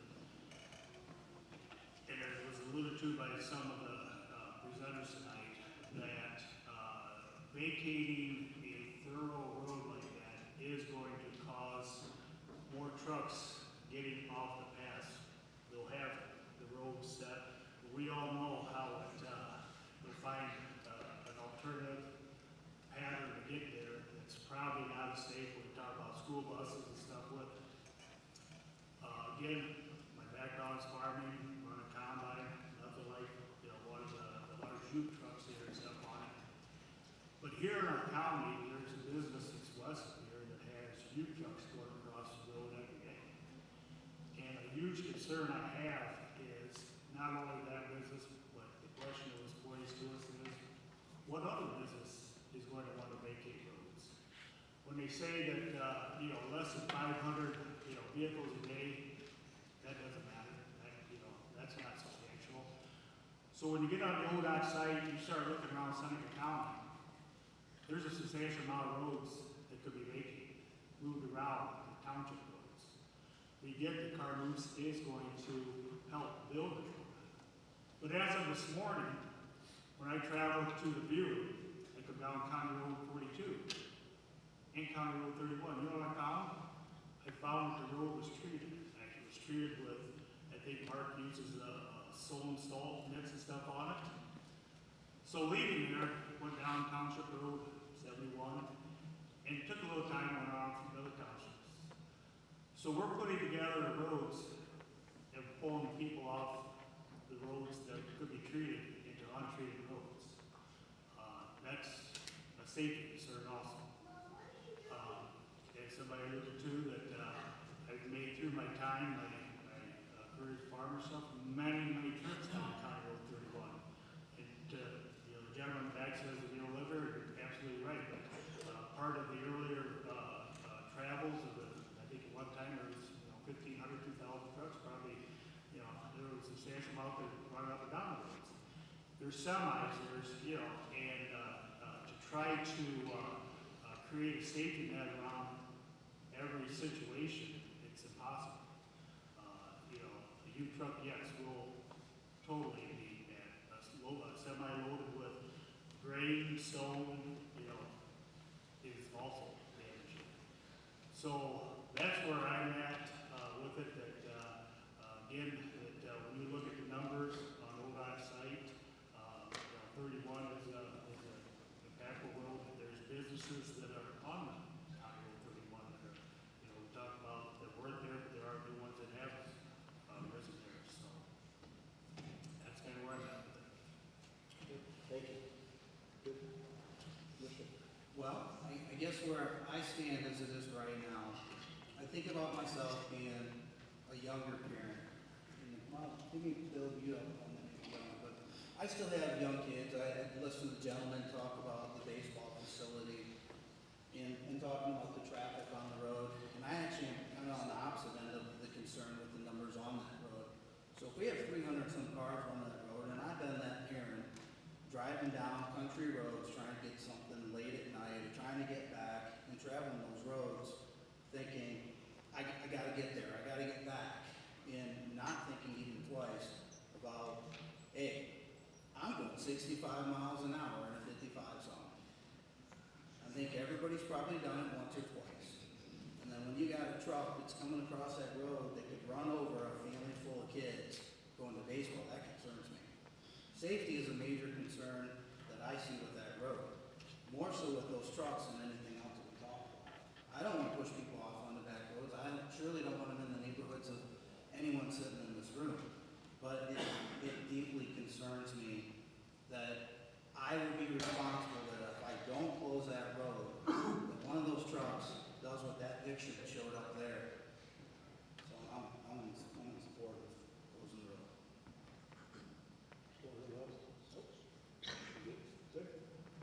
Okay, hearing no further comment, let's have a roll call. Have a first and a second. Commissioner Bustecker? Yes. Commissioner Frankert? No. Commissioner Paradiso? Yes. Thank you. Okay, that concludes the hearing.